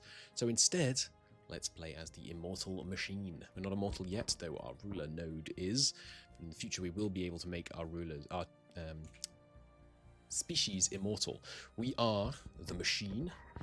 We have art generators, so we make more stuff from bureaucrats. We have adaptive frames, so we'll automatically shift around to match the job we're working. We can be mass produced, a little bulky, a little uncanny, and not very good at trading. But I think this will give us the trader trait, which will actually more than overrun how meaningful this is. We're also rapid replicators, which goes assembly speed up and growth node experience gain, and then gardening protocols, where we get a debuff if there are natural blockers on our planet, but you get more resources from jobs when there are no blockers. Well, all the time, but it only really kicks in when there is no blockers on your home planet. Let me set these settings. These are going to be just the same as in our previous campaign, where we will be fighting the juiced up blockats with the right portrait, no AI, and we're going to have an infinite number of any mega structures we happen to be able to afford, and we do want a turnum. That should be everything. Good. And yes, we're running the standard AI optimization. And yes, Prime here, as you can see, is a computer with an ice cap, which is going to be interesting. So we get 50% output on scientists, but they calculate upkeep is plus 50%. And it starts with 4 decayed conduits, which cost 1,000. That's crazy. Which cost 1,000 stuff to clear, which means that at the start of the game, our calculators, in fact, we don't even have any at the start of the game, but that 50% plus 50% will unfortunately become, not quite so good once we have all of these. I like that. Forever idle drones. You can specialize this just as normal, but it has special nodes. We've got the research laboratories and the administrative nodes. These give you coordinators, and these give you the scientists. Nice. So let us reach out into the world. What have we got next to us, by the way? Desert, desert, savannah, desert. Amazing. Did I mention that we are technically our pops like wet worlds? Oh well. Here we are in the galactic south. Let us spread our wings. The blockats that we'll have coming at us at the end of the game in 2500 are going to be mega strong, so we need to blow as fast as possible in order to be ready for them. In both my previous runs, and in fact in almost all my runs, I always don't build a strong enough navy to start with. I found myself getting knocked around by the AI, so this time it's not happening. We're going to focus the military relatively early. So I was thinking about this as a science rushy type build, but actually, because we have this big penalty to science at the moment, going Unity seems kind of bonkers strong. We are absolutely tearing through these tradition trees.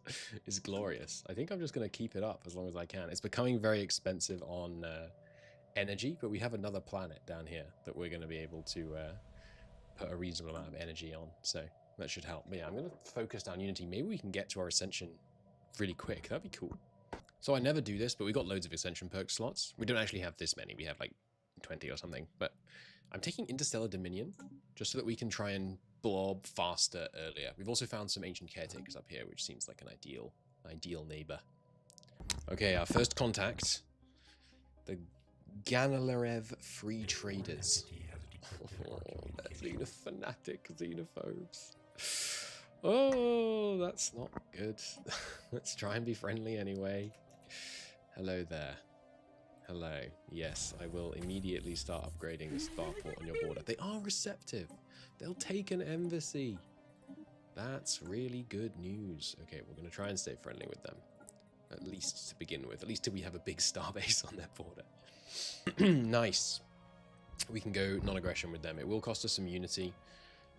Not too much, though.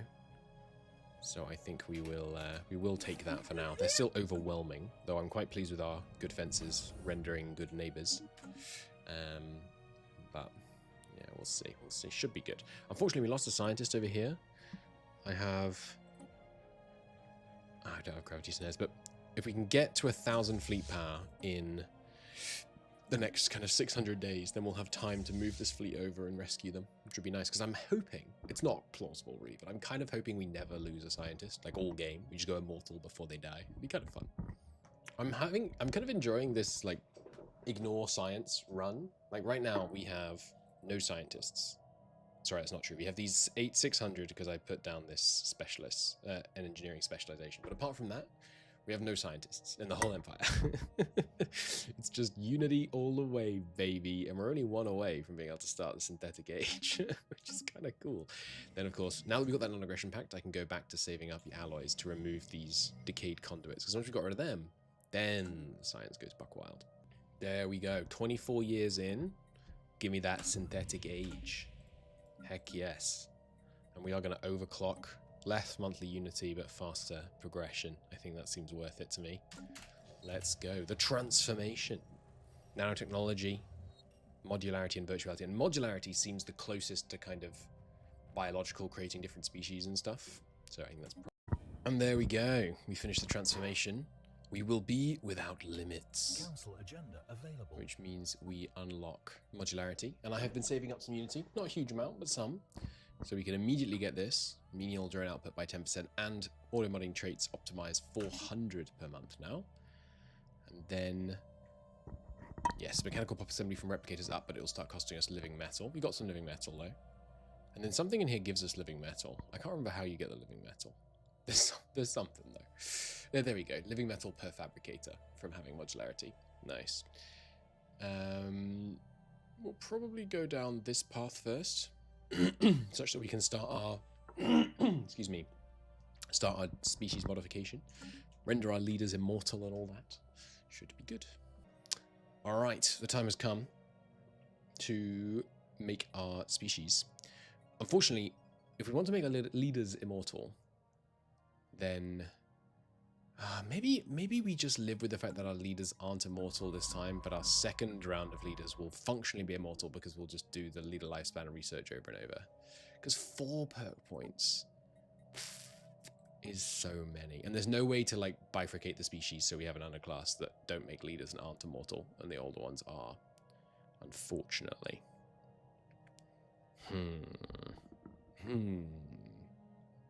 Yeah, I do like the idea of the eternal machine. Let me have a tinker here. Wait. We can. Administrative access to basic sentience timeout. I think we can make an underclass. The problem is, they get 10% job efficiency out of it as well. The only problem is they get job efficiency down for civilians and maintenance drones. So we just make sure we don't have any maintenance drones. And then the people working our energy planets can be this type of person. This type of bot. Yeah, that's going to be really good. Nice. This is a cool trait. Biometric assembly. You get 50% job efficiency for roboticists, but it costs 1 food for each of the pops of this species. That's weird, isn't it? We'll move to that later for sure, but right now we can't afford the food or the exotic gases. So for now, here is our mining species. They get 10% job efficiency from suppressed. They get 15% job efficiency from power drills. We assemble them really quickly. They have dark matter engines, which gives them another 40. So that's 40, 55, 65. And they're mass produced, so they have 35% assembly speed. I've also swapped out something for leader experience gain, because they can't get leaders. Nice. So I need to come up with a naming scheme here. So this is mining... This is forever mining wet. And then we shall be modifying the template to make a cold version. And to make a hot version. Or dry, rather. Nice. Cool. Now, time to make a researcher one for our capital. And we are pivoting the capital to research, by the way. I finally started building up some research stuff here. And once we get rid of this final blocker, we will be rocking some seriously high efficiency here, which will be very nice. Okay, there we go. We now have our mining, wet, cold, dry. Our engineers, who are scientists that specialize in engineering. Energy, dry, cold, wet. Industrial, wet, cold, dry. And we can't get the best industrial ones yet. We need some rare resources before we can really properly get them going. My intention is, and now that you can't choose which pops to assemble, which I'm not a fan of, by the way, I guess, well, okay, you can't choose what pops to assemble, but can I say population controls? No, because they are the dominant species. Darn. They are, yes, drones. All of our guys are drones, aren't they? Interesting. And even the ones that are suppressed are showing as full military service, which I think is wrong. They can't make commanders. But yeah, also I'm pretty sure robots don't migrate, right? No, there is migration. Okay, so we should probably turn off migration for all our species, I think, so that they can't, because we're going to be, you know, these are designed for quite specific circumstances. I assume it only manufactures pops that are already on the planet. I really hope so, otherwise that would be quite frustrating. But yeah, so let me turn off migration. And then my intention is that on a world like Juice, for example, what we're going to do is transform all the people here into the engineering drones, and then just import the number that we know we need to be complex drones, in this case 450, and then we can go from there. But yeah, given that we can't control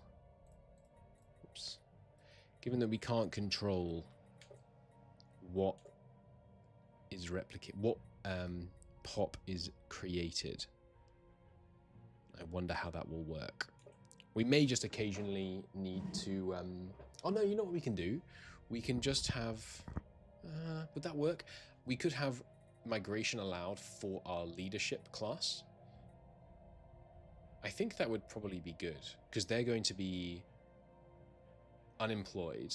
They're going to fill up the thing, then be unemployed, and then leave the world. The problem will be if there are available jobs for tech drones, they will take them up. So I think no. I think we turn off migration, and then we just manually move them off.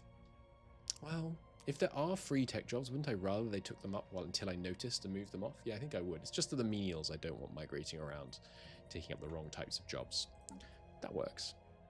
Right, and then there's these guys, the Forever Breeders, which, and it's a terrible name, I grant you, but I wonder, and they are allowed to migrate. And the idea is I move just enough of these people onto each of my menial worlds in order to work the top jobs. And what they do there is they have plus 20%, plus 15%, plus 20%, plus 40% efficiency on pop assembly speed. Now, I think monoform only applies when this is the pop being created, but I would like to test that theory, basically. Cool. Time to do some probably quite lengthy. Yeah, let's see. How long is this going to take? So, energy dry. 2,600. That's not crazy, actually. It's going to take a while, though, because we've done so terribly on research so far. Now, I think what we should do is apply this one to everyone first, because that will, I hope, 10 years. Yeah, so we should probably not actually do these yet, but that's unfortunate. Yeah, I should really focus on getting my science up, but I think what we should do is apply that to everyone first, because that will make our leaders immortal. I think if I just make some of my pops make their leaders immortal and some not, the leaders won't be made immortal. But I'm hoping if every species in the whole empire has the make leaders immortal thing, then it will work. The other thing we can do, oh yes, that will work. I can set one as the default. So sure, let's do the engineers. If we set the engineers as the default, then set the main species to integrate, then we'll be able to get some transferred over for free, which will be nice. Excellent. Those bastards! On the cusp, on the very cusp of immortality. these dickheads killed my leader. Well, militarize that border. Okay, the official switch from Unity to Science. Here it goes. From 350 and 634. At the end of the month, it will recalculate. Construction complete. And we will see... Oh, negative 13. And about 1,300. Nice. I think we should probably do just a little bit more Unity, just so that we're not literally negative. Very nice. I should definitely have assimilated all my pops to something. I accidentally somehow seem to have ended up with loads of energy pops, like all over the place. I didn't think I ever set them as the default. So I'm not quite sure how that happened. But that's okay. These guys are now the default, and no one should be assimilating to them, so we can tinker with them from here. So I think this does work. We have our forever breeders who have this insane output on assembly, this plus 60%. And I think, hang on, can't we get it higher than that? What just happened? We brought in some engineers. No. Where did the breeders go? Down here to the wrong job. Reassign them. Stop that. Put the good people in. I don't know why it doesn't do it automatically. Maybe the forever engineers are actually just as good. Forever engineer, no, they're not. They have minus 20% job efficiency. Why would you put them in? Game. Maybe at the end of the month it'll figure it out. Anyway, so we can put them in, and yeah, can we make them any better? Because we don't need mass produced on them.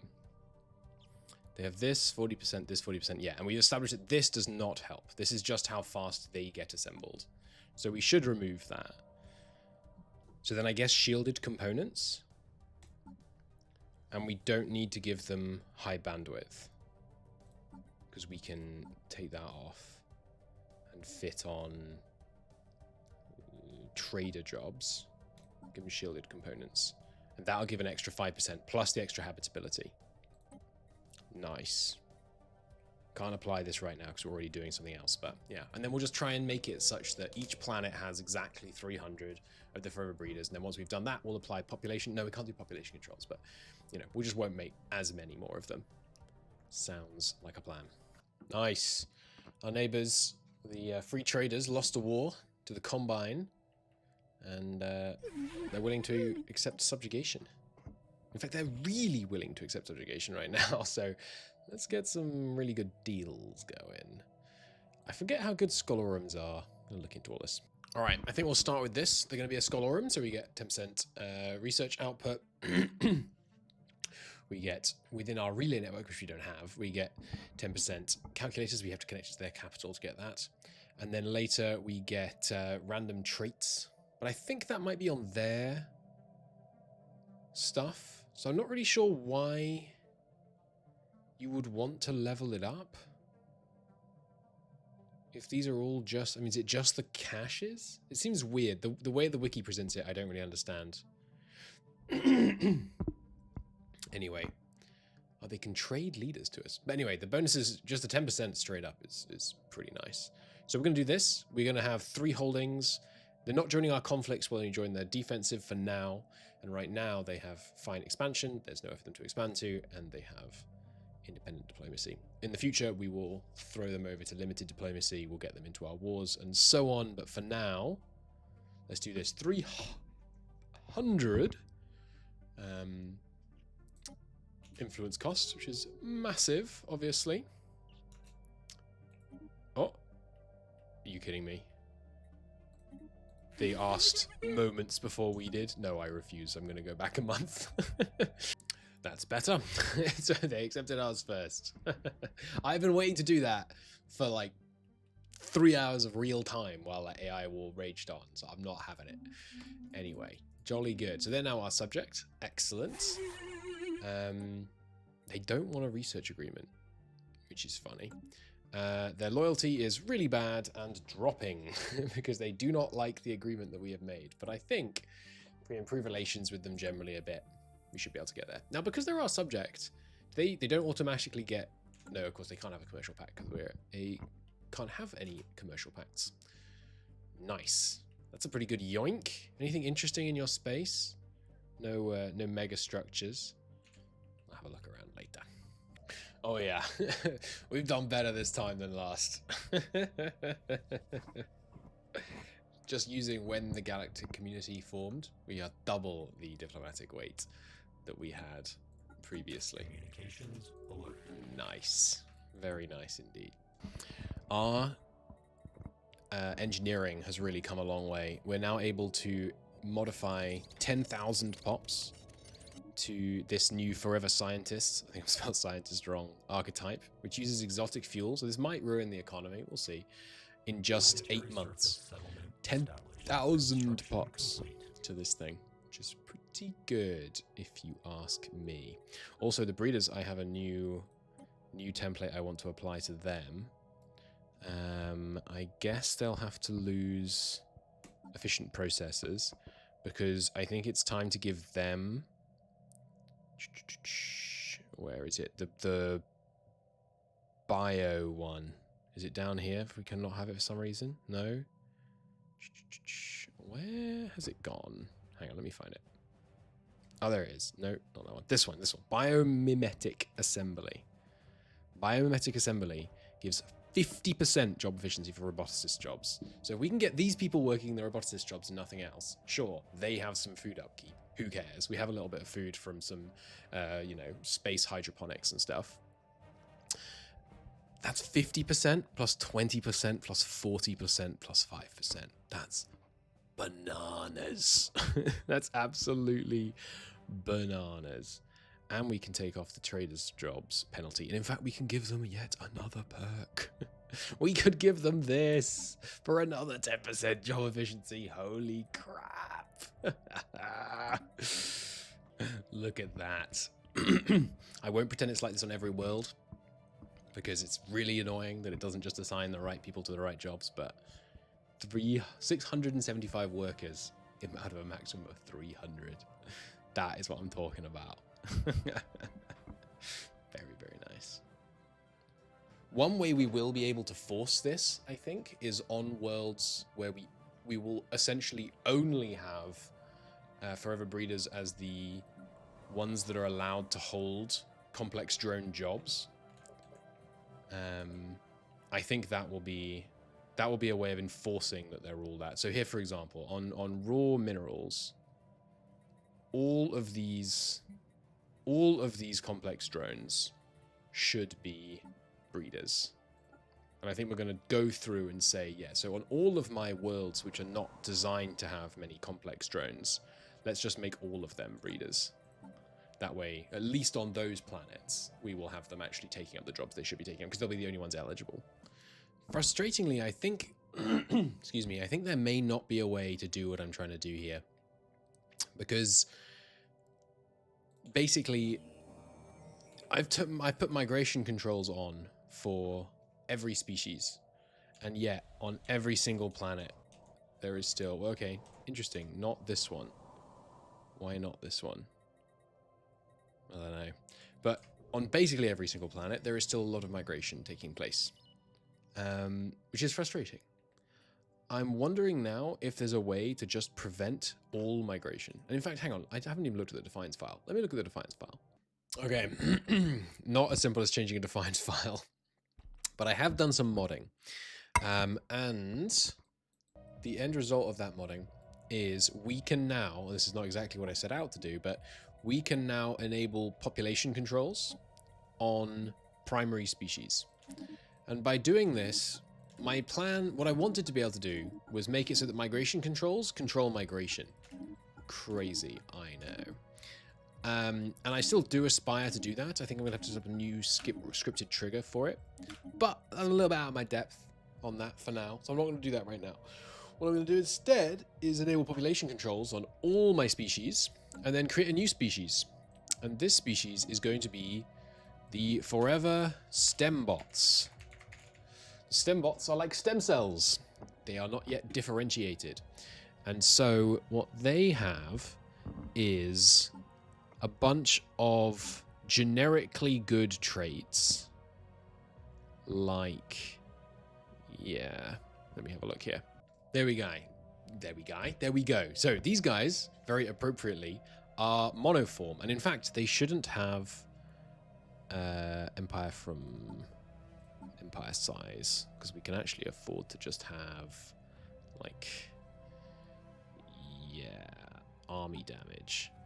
And then we can put exotic fuel back on. No, mass produced. Right, so these things can be produced really fast. There's 20% bonus for it there, 15% bonus for it there. When they come out, they're good at living places. The leaders that they will generate are still immortal, and they have the extra habitability and some nice job efficiency. And the idea is, this species does not have population controls enabled. And what we will do is, therefore, at the end of the month, if we go to our planets, it probably won't predict it. Oh, it does predict it. If we look at all of our planets, they are all next month producing only forever stem bots. And then what we will do is, every so often, we will just go through and modify our species, the stem bots, into the species that we want. Second, we need to deal with the fact that our pops are migrating to the wrong places. We might not be able to, because there is a check in the code which basically says, if the species is a machine, just let it migrate whenever, whatever the controls say, which is bafflingly stupid, but we make do. I think that they can, that may be the case, and if that is the case, that's what the code seems to say. If that is the case, but oh well.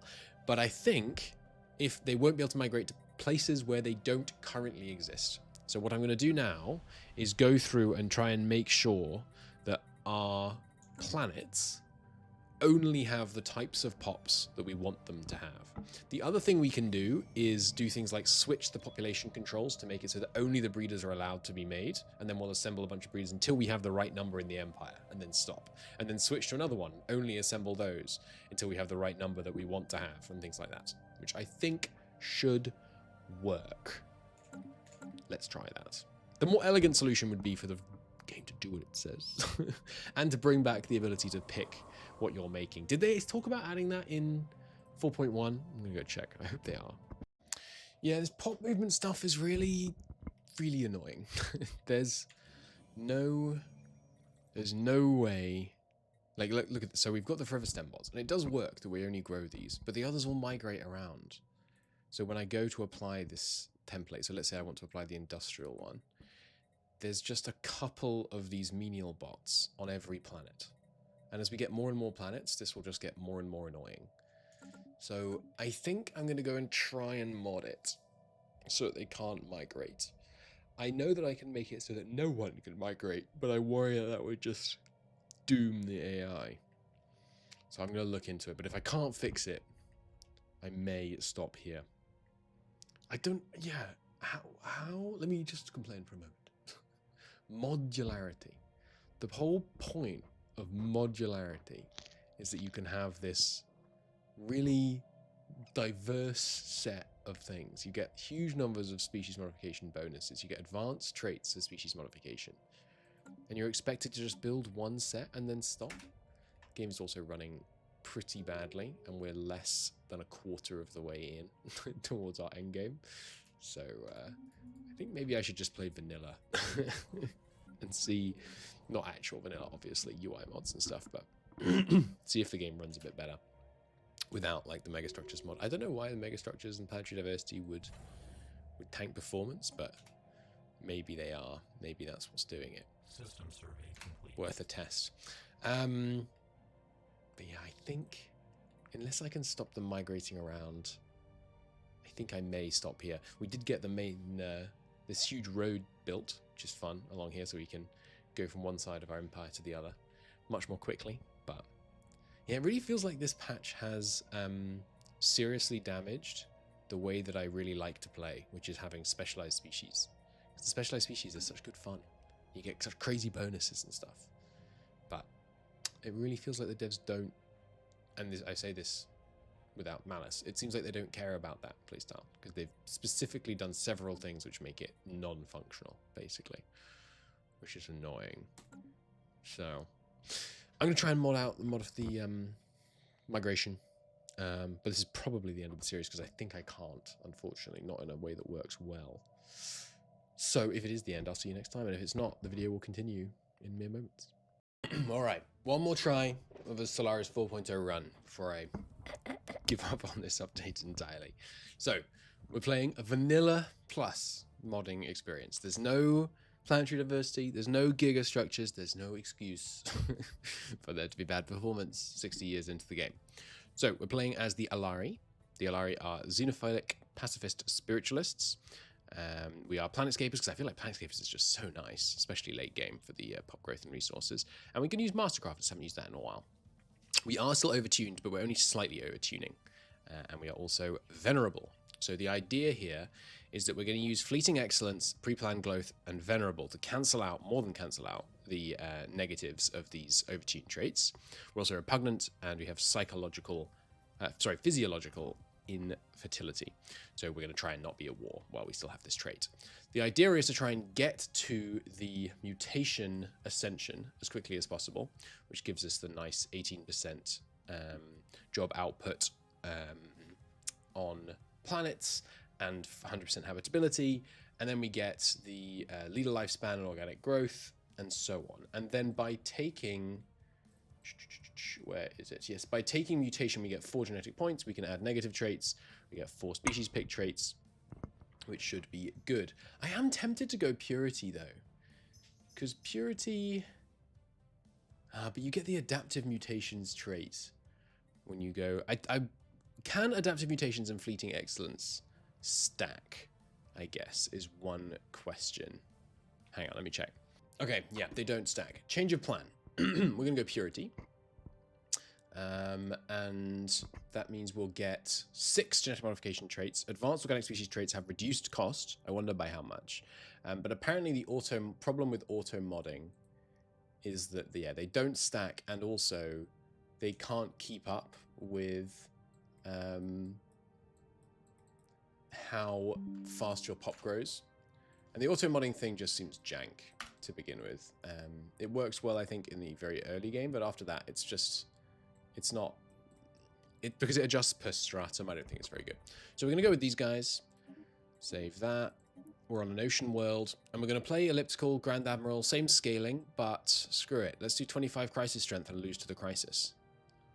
That seems fun to me.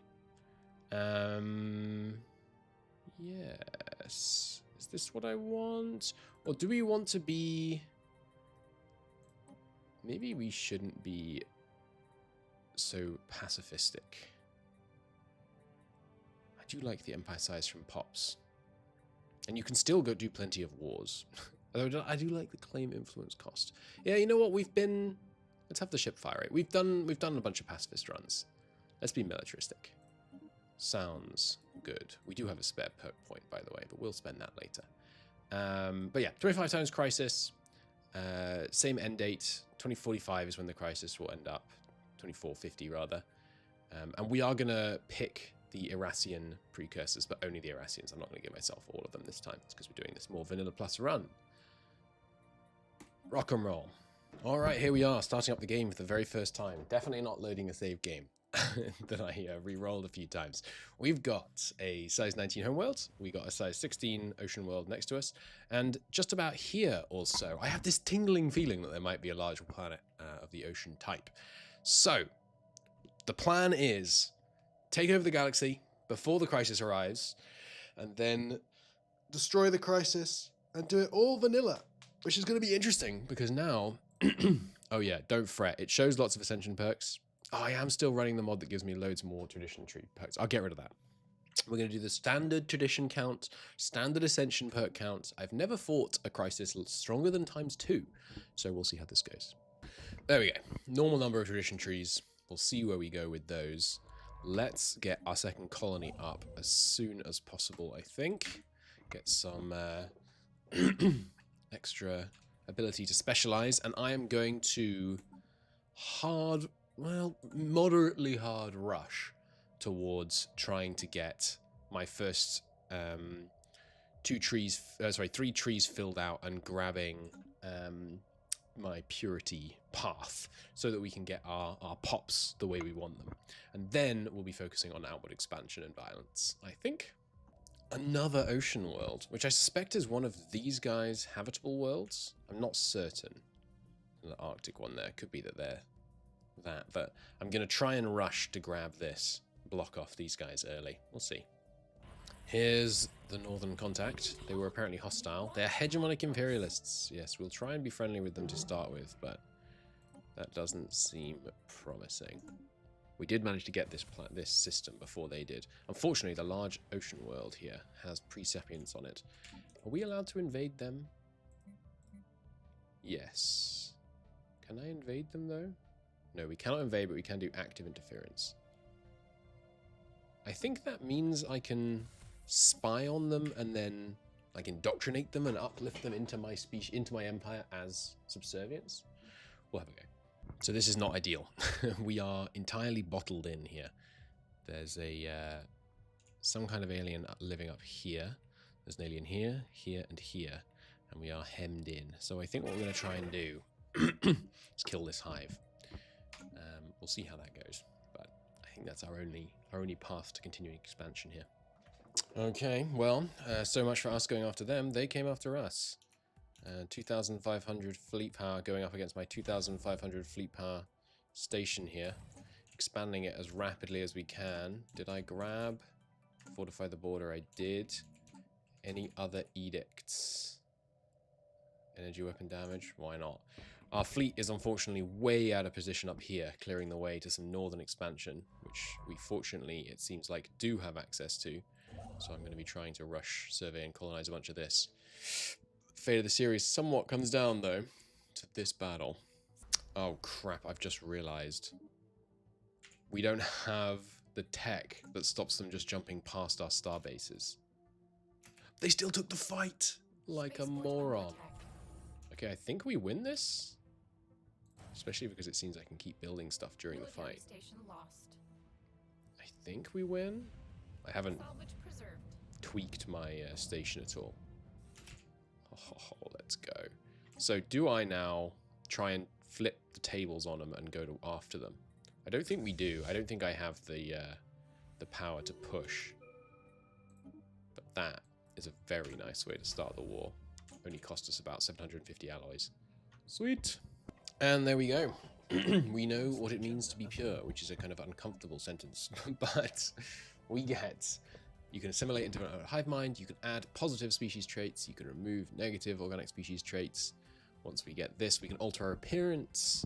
You can add advanced, they're reduced cost, and you get +6. And then over here, we get 175% habitability, which is great. That's going to let me hopefully settle a whole load of new planets very, very quickly. I think it's, yeah, can reach. So what do you get when you say can reach? Oh, it doesn't just give you the habitability. Oh, no, here we go. Auto-modding habitability preference traits. Automatically adjust. That's interesting. So it gives you 20% habitability? I'm not quite sure how that works, but I thought it meant you just automatically get 175, like it slowly ticks up to that, but I guess it means other modifiers can give you up to 175%. Cool. Then we get medical building, job efficiency, and genomic research job efficiency, just like normal. And we get these new ones, which give us habitability, minimum habitability, amenity, and growth speed, but only 5% growth speed. Housing usage, 5% growth speed. Okay, they all give you 5% growth speed. Nice. And we get a Leviathan traits. I assume I have to kill the Leviathans before I can get those. Anyway, we're going to go these two first. Oh, I've saved up enough to get all three. Nice. Okay. And we're not going to mess around with multiple species because I've done my time. The current system is busted. Oh well. So they've got mutagenic habitability. So how does that work? How much habitability do you have here? 90%. You get 50% on each.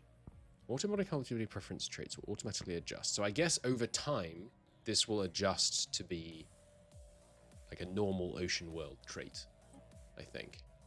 Cool. And now we have 6 trait points. And yeah, how much cheaper are they? 1, it looks like. 1 cheaper. Pretty sure fertile's normally 4. Yeah. Okay, okay. Well, let me have a look here. Okay, I think this is what we go with for now. Fertile, 30% pop speed, 10% happiness. Robust for the 50% leader lifespan and 30% habitability. Now, that 50 lifespan counterbalances fleeting excellence and pre-planned growth. And then we also have the job efficiency for research jobs. So 10 years less than base leader lifespan, but we already have a tech that gives us +10. And then erudite for the leader trait and the 30% researcher output, and then another 10% researcher output. So that's 40% researcher output. Seems good. That'll take 19 months, which is quite a long time. Oh, sorry, we don't already have the 10 years, but we will shortly after we finish that project. So that'll give all our leaders a boost. Seems good to me. It's a good thing the AI are lemmings. We still don't have the ability to stop them switching, like going straight past my starbase. Yet they're just willingly piling in to die. Marvelous. 2 unsuccessful pushes into our defensive station. That was an uneventful war. Unfortunately, the Hive is massing forces on our border, so I am feverishly increasing the size of these defensive stations. Meanwhile, though, we are not as nearly as bottled in as I thought. I thought it was another empire up here, but it wasn't. It was just some fauna. So we have all this land. If I can get to this choke point, we have all this fully locked off. Very nice indeed. Oh, it's a glorious thing. 6 colony ships in the air going for these planets over here. It feels good. Well, that's not ideal. Just as we're almost finished upgrading this starbase. 60 days, though, it should have time to finish. They've got 6,000 people, and they're ready for round 2. Let's see how this goes. Turn on everything that we can, including fuel, because we need to get down here faster. I think with those buffs, we should be able to hold just with this station. If this finishes upgrading while we're going. Superior colonies, not really good timing. I thought that was going to happen. More in sync. Let's get the ship build speed. If they take this, we're in a spot of bother. Oh, the upgrade did come through in time, though. Gun batteries in 180 days, or an extra defensive platform. I think gun batteries. 6,000 v 6,000. My fleet is out of position. We were fighting up north again. I don't like our odds here. We could do it. We're going to have much longer range than them, but I don't know that that helps much. Just means we get to mere seconds. We attack slightly sooner. Oh, it's going to be close. They're taking some heavy losses, though. That's good. Oh, there goes one of our stations. Go on, take out their destroyer. I think they're losing fleet power faster than I am. Practically down to hull, though. It's not called hull in this game. What's it called? Oh yes, we've met these people. I mean, currently in the process of infiltrating them. Hopefully we'll be able to annex them that way. Yeah, okay, we got it. I believe we are going to win that. Nice. Whoa! And the Empire up here was attacking our friendly guy here. And I was thinking we were going to switch teams. We were improving relations with the people up in the north, but no. This lot actually suddenly came through. Interesting. Well, we can stop improving with the Kroll Imperium because they've rivaled us. Also building up some defenses on their frontier, but looks like we're going to win this. Come on. Yeah, we got that in the bag now. Good. And then as it continues to upgrade, I think we're very unlikely to be in too much trouble here. We'll need to rebuild a lot of defensive structures, but that's their fleet seriously knocked down to size. Nice. So while the world's raging, some internal stuff, we can now uplift people, which I think I will start doing. And I think once we've done that, we might nerve staple them all. They can still reproduce, but we don't want them making leaders, because we want erudite leaders, and slightly longer-lived leaders as well. So, yeah, I think we'll probably nerve staple all the pre-sapiens that we have going on in here. Also, we are infiltrating their government, so if we successfully pull that off, we annex them, and then we'll probably nerve staple all of them as well. And then there are some other pre-sapients, which will probably start working using espionage on uplifting, because you can only infiltrate their governments and take control once they are space age, early space age. We get 50 influence for an uplift? What? That's crazy. That's really good. Alright, welcome. Welcome to being nerve stapled. And these people, I think I will be able to control which planets they're on, unlike other pops, if we created a whole bunch of them, because we can just never have them anywhere other than their homeworlds. So they shouldn't violate my migration controls, I believe. So we'll be able to somewhat specialize the uplifted pops. There we go. Whole round of uplifts and a whole round of nerve staplings. Let me just look down the list, make sure I got everybody. Pretty sure I did. Some of these people are specialized to their particular worlds. Some of their worlds were only, specialists. So obviously they're nerve stapled, so they can't be specialists. So instead we have given them just generic, strong traits and things. They'll form the basis of some of our armies, and we'll always have some worker class people on those worlds. In fact, now I think about it, the worker class people on those worlds are very likely to be civilians. So maybe I should give them trade output, but nah, it's fine. They've got good just all-round worker and job output. So nice. Welcome to the Empire. A whole bunch of new species. Nice. We got them. Cold reception. No ceremony. We've entered an agreement. The planet will be annexed. Yoink. 1.3 thousand pops integrated into the glorious Empire. The Union. Sorry, not an empire. Well, perish the thought. It's a union. You are a very nice farming or mining planet with a lot of blockers. Oh my goodness. With a whole bunch of pops in it.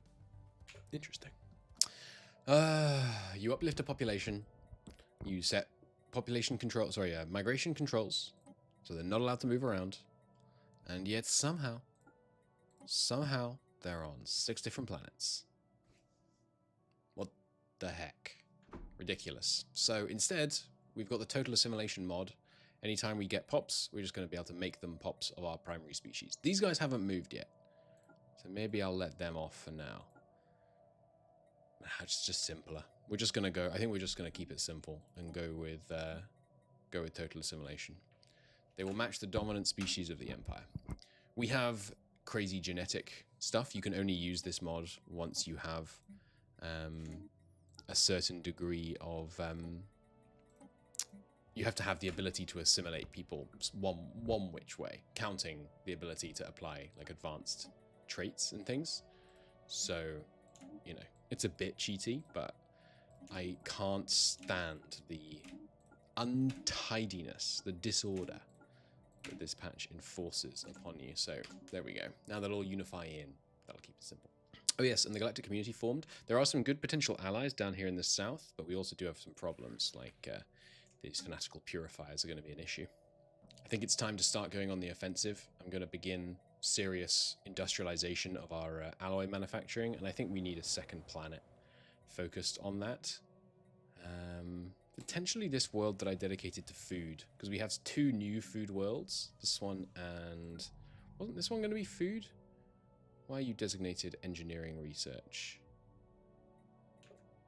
Yeah, no, that doesn't seem right. I'll make... there are some volatile motes in the engineering districts available here. I guess I'll make this mixed. Yeah, actually, I can make this mixed food and generators, because it doesn't really matter how much energy the generators make if their priority is motes. So we can have 2 food specializations and then just fill out this just for the motes production. That works. Well, this is a stroke of relatively good timing. We did a little foray in here. They apparently do still have a superior fleet to ours, but I haven't seen it for a while. So I figured I'd try and grab a border with these lot, because they're losing to the nice guys to our north. So hopefully we can then jump in and yoink a bit of their land. And they have offered the status quo, so I will happily accept that, which might deter the Kroll, who are currently planning a war with us. We have a relatively good station here, 8,000 fleet power, but they are overwhelming, so I suspect that means they have more than that. I've got a new shipyard up over here, so we are going to be cranking out some ships from there. I have switched over to this long-range Corvette design. Let's see how well that goes. Shouldn't status quo give you occupied systems? I guess only if you're using a claim CB. Oh well. Here they come.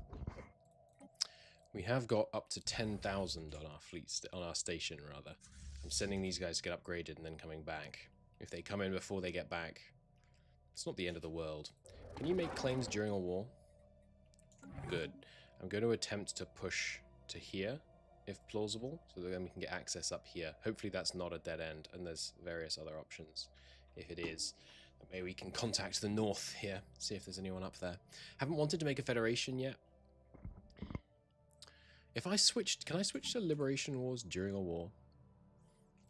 Yeah, because if we status quo, I kind of want to release this planet and some other areas as a vassal. And I think if I switch to Liberation Wars, it'll work. But I can do it once we have it occupied, if we have it occupied, because they are superior still.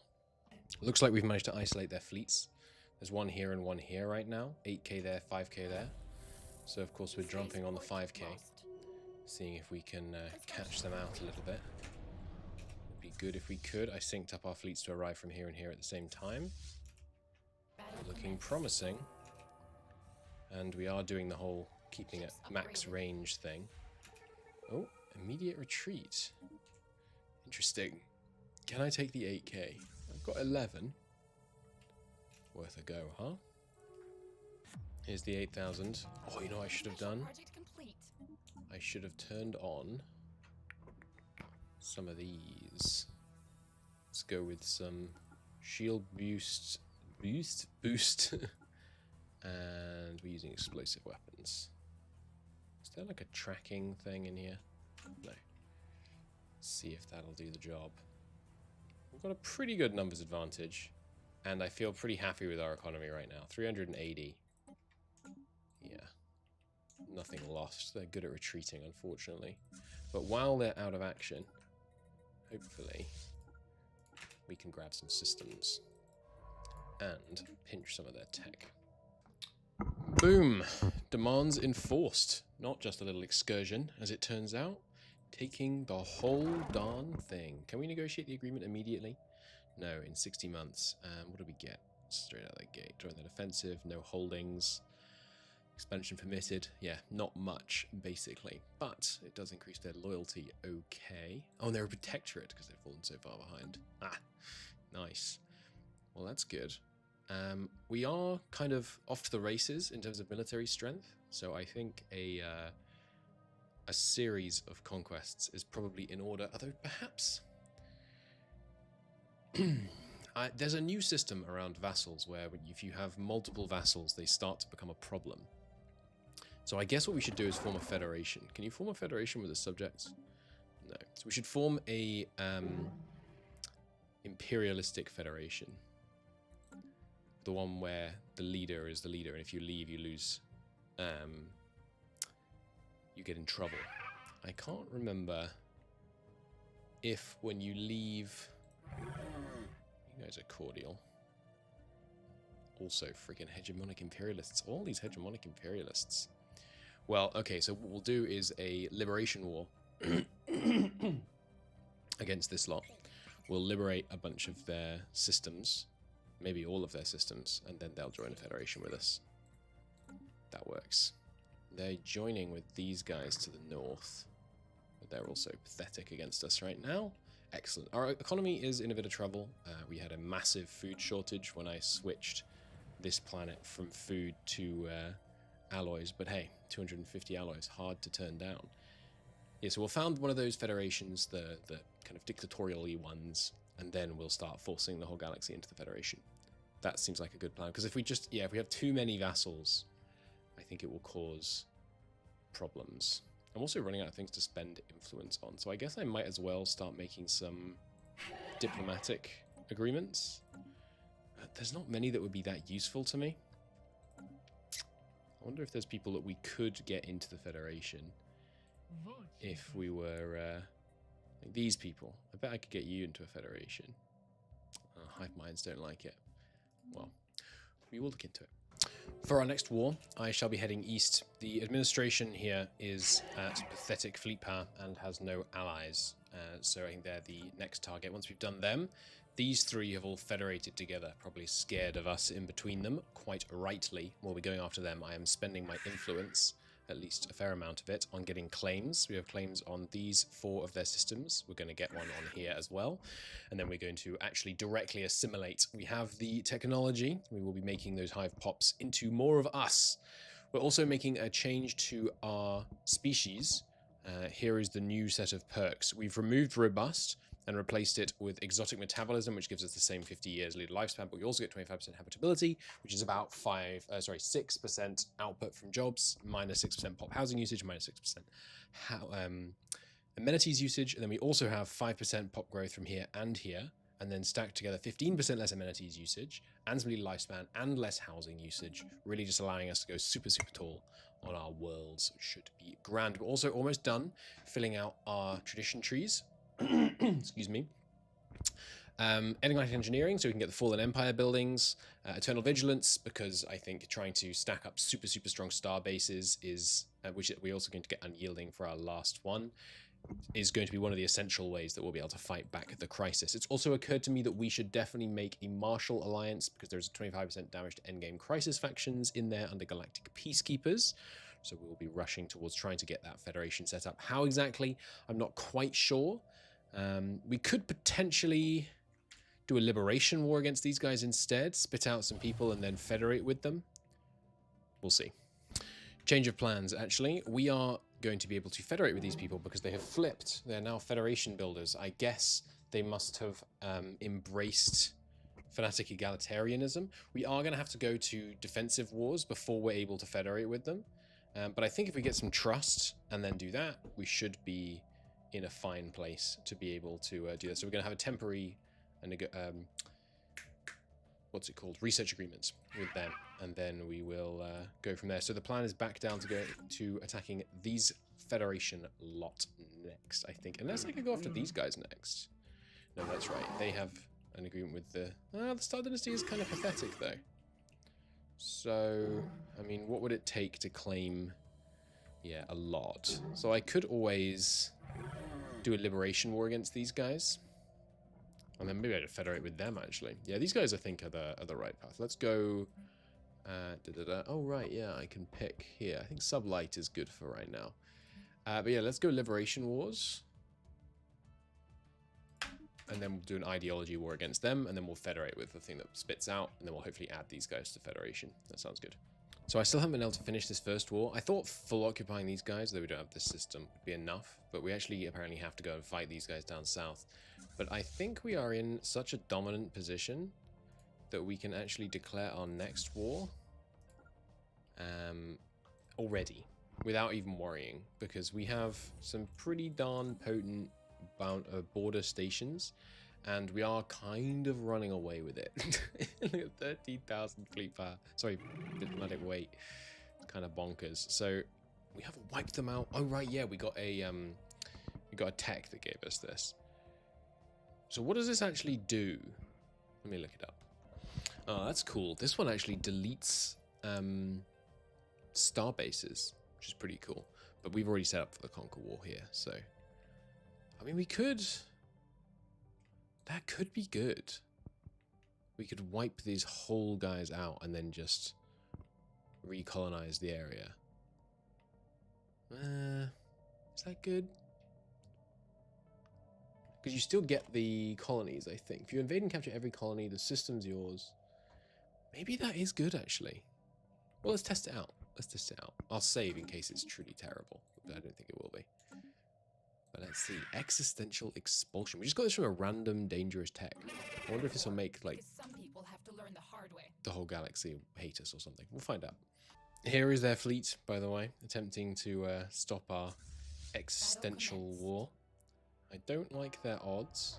Our ships do this thing because of their artillery computers where they try and stay out of range. And if you look, they are not firing many weapons. There's some of their fighters are, you know, on us, but we're also, I mean, Spaceport lost. not... Oh, hey. Hello. Friend species. What tech level are you at? But anyway, they're yeah, they're not doing so hot. That's for sure. Bring up the army. They have a dragon. I did not notice that. Okay. Let's see. Spaceport under attack. I don't know if this fleet's strong enough to Battle fight a dragon. commenced.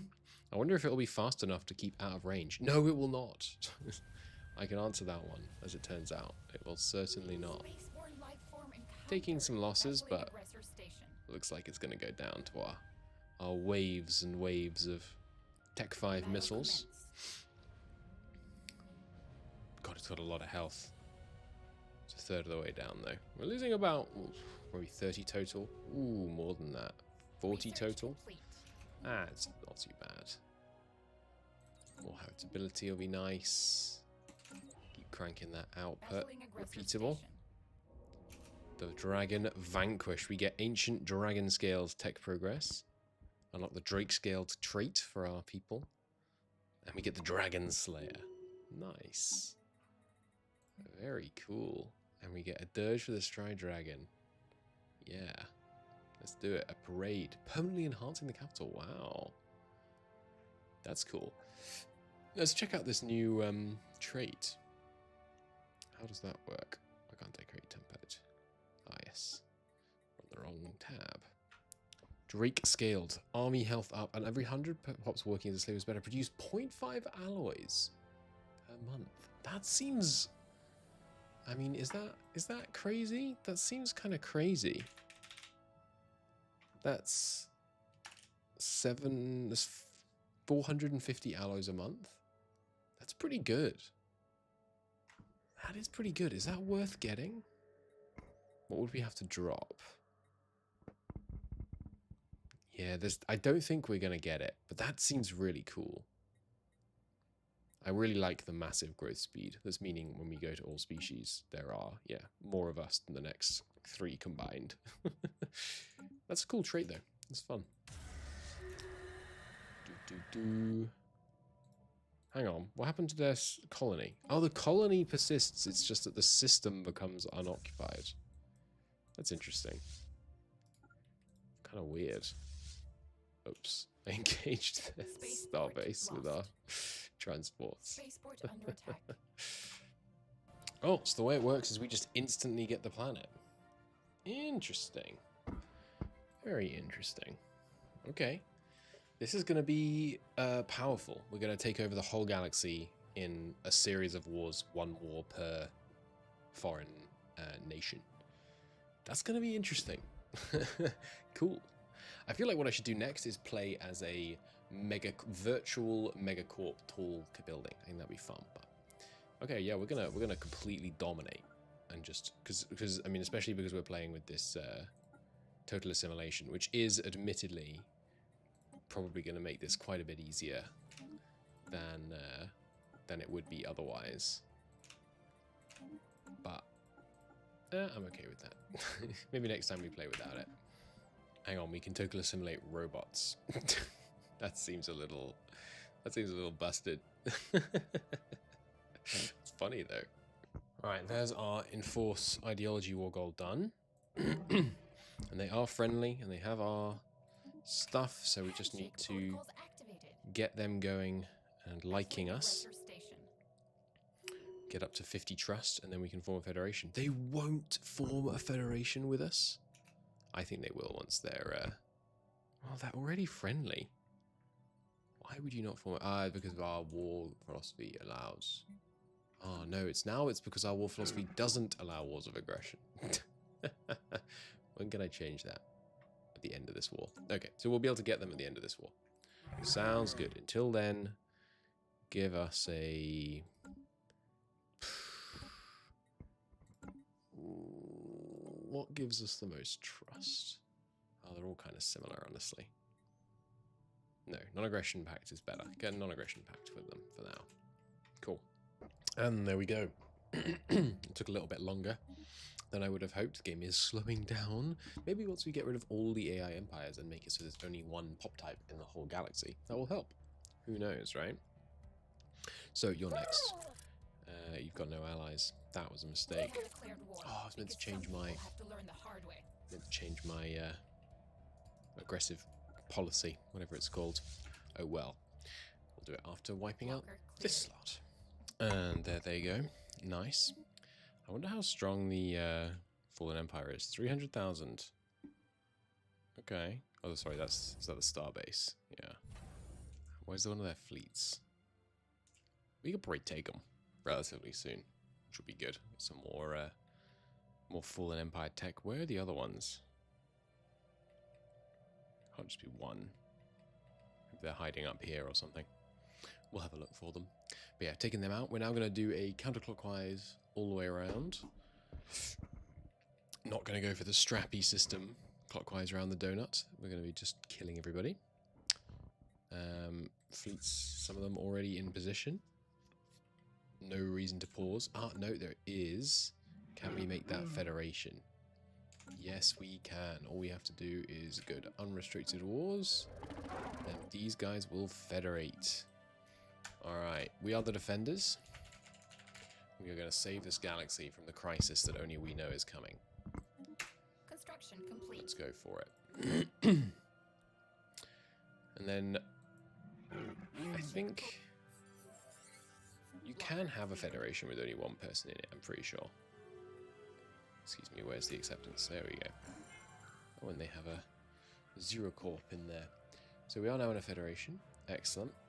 I was going to send this guy, I think. Wasn't I? Yes, he has the extra experience bonus. So we'll send him. And yeah, we're doing this for this mostly. 25% damage to endgame crisis factions.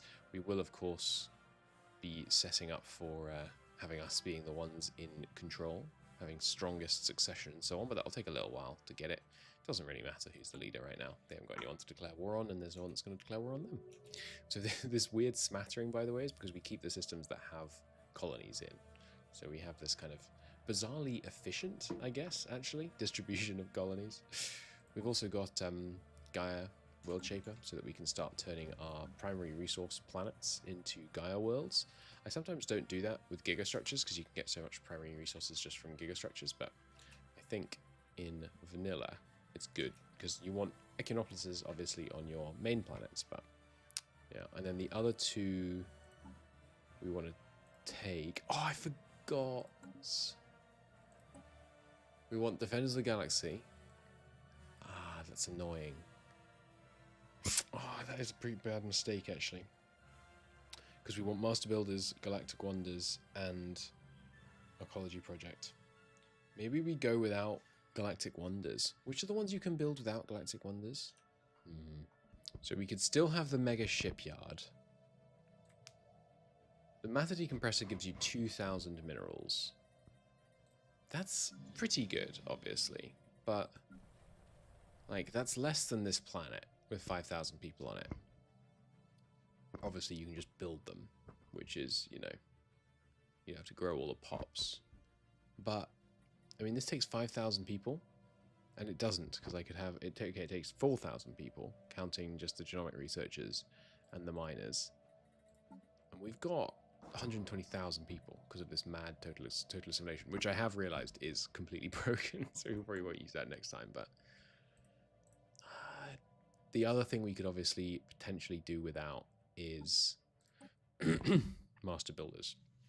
Being able to build two at once. Because we'll still be able to get the Strategic Coordination Center, which we definitely want. Ring Worlds? With Echinopolises, I'm not sure we need Ring Worlds. We can still build Science Nexus. Can you only have one matter decompressor, by the way? Yeah, there is actually a limit of one in vanilla to matter decompressors. What about Dyson spheres? Yeah, it's also limited to only one. That's so bad. We already make more than a Dyson sphere's worth of energy.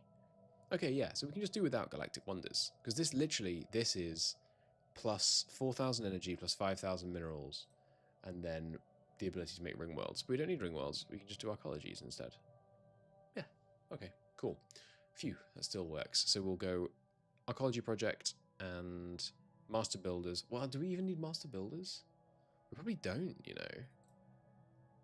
because there's a limit on how many of each of these megastructures we can build.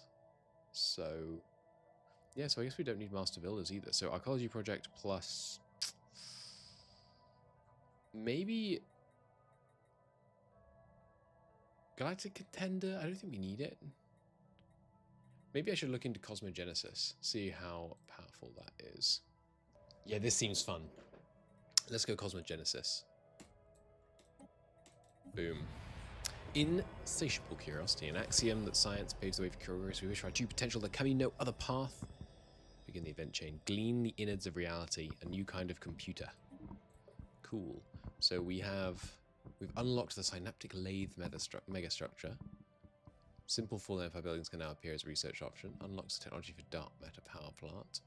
Advanced logic can be accumulated by completing crisis objectives. Cool. So you research new tech. Research applied infinity thesis. Retain scholarum vassals. Control science nexuses. Nexi? Wouldn't it be nexi? Nexuses. It's probably both correct. Secure galactic community support. Cool. And then what do we get later on?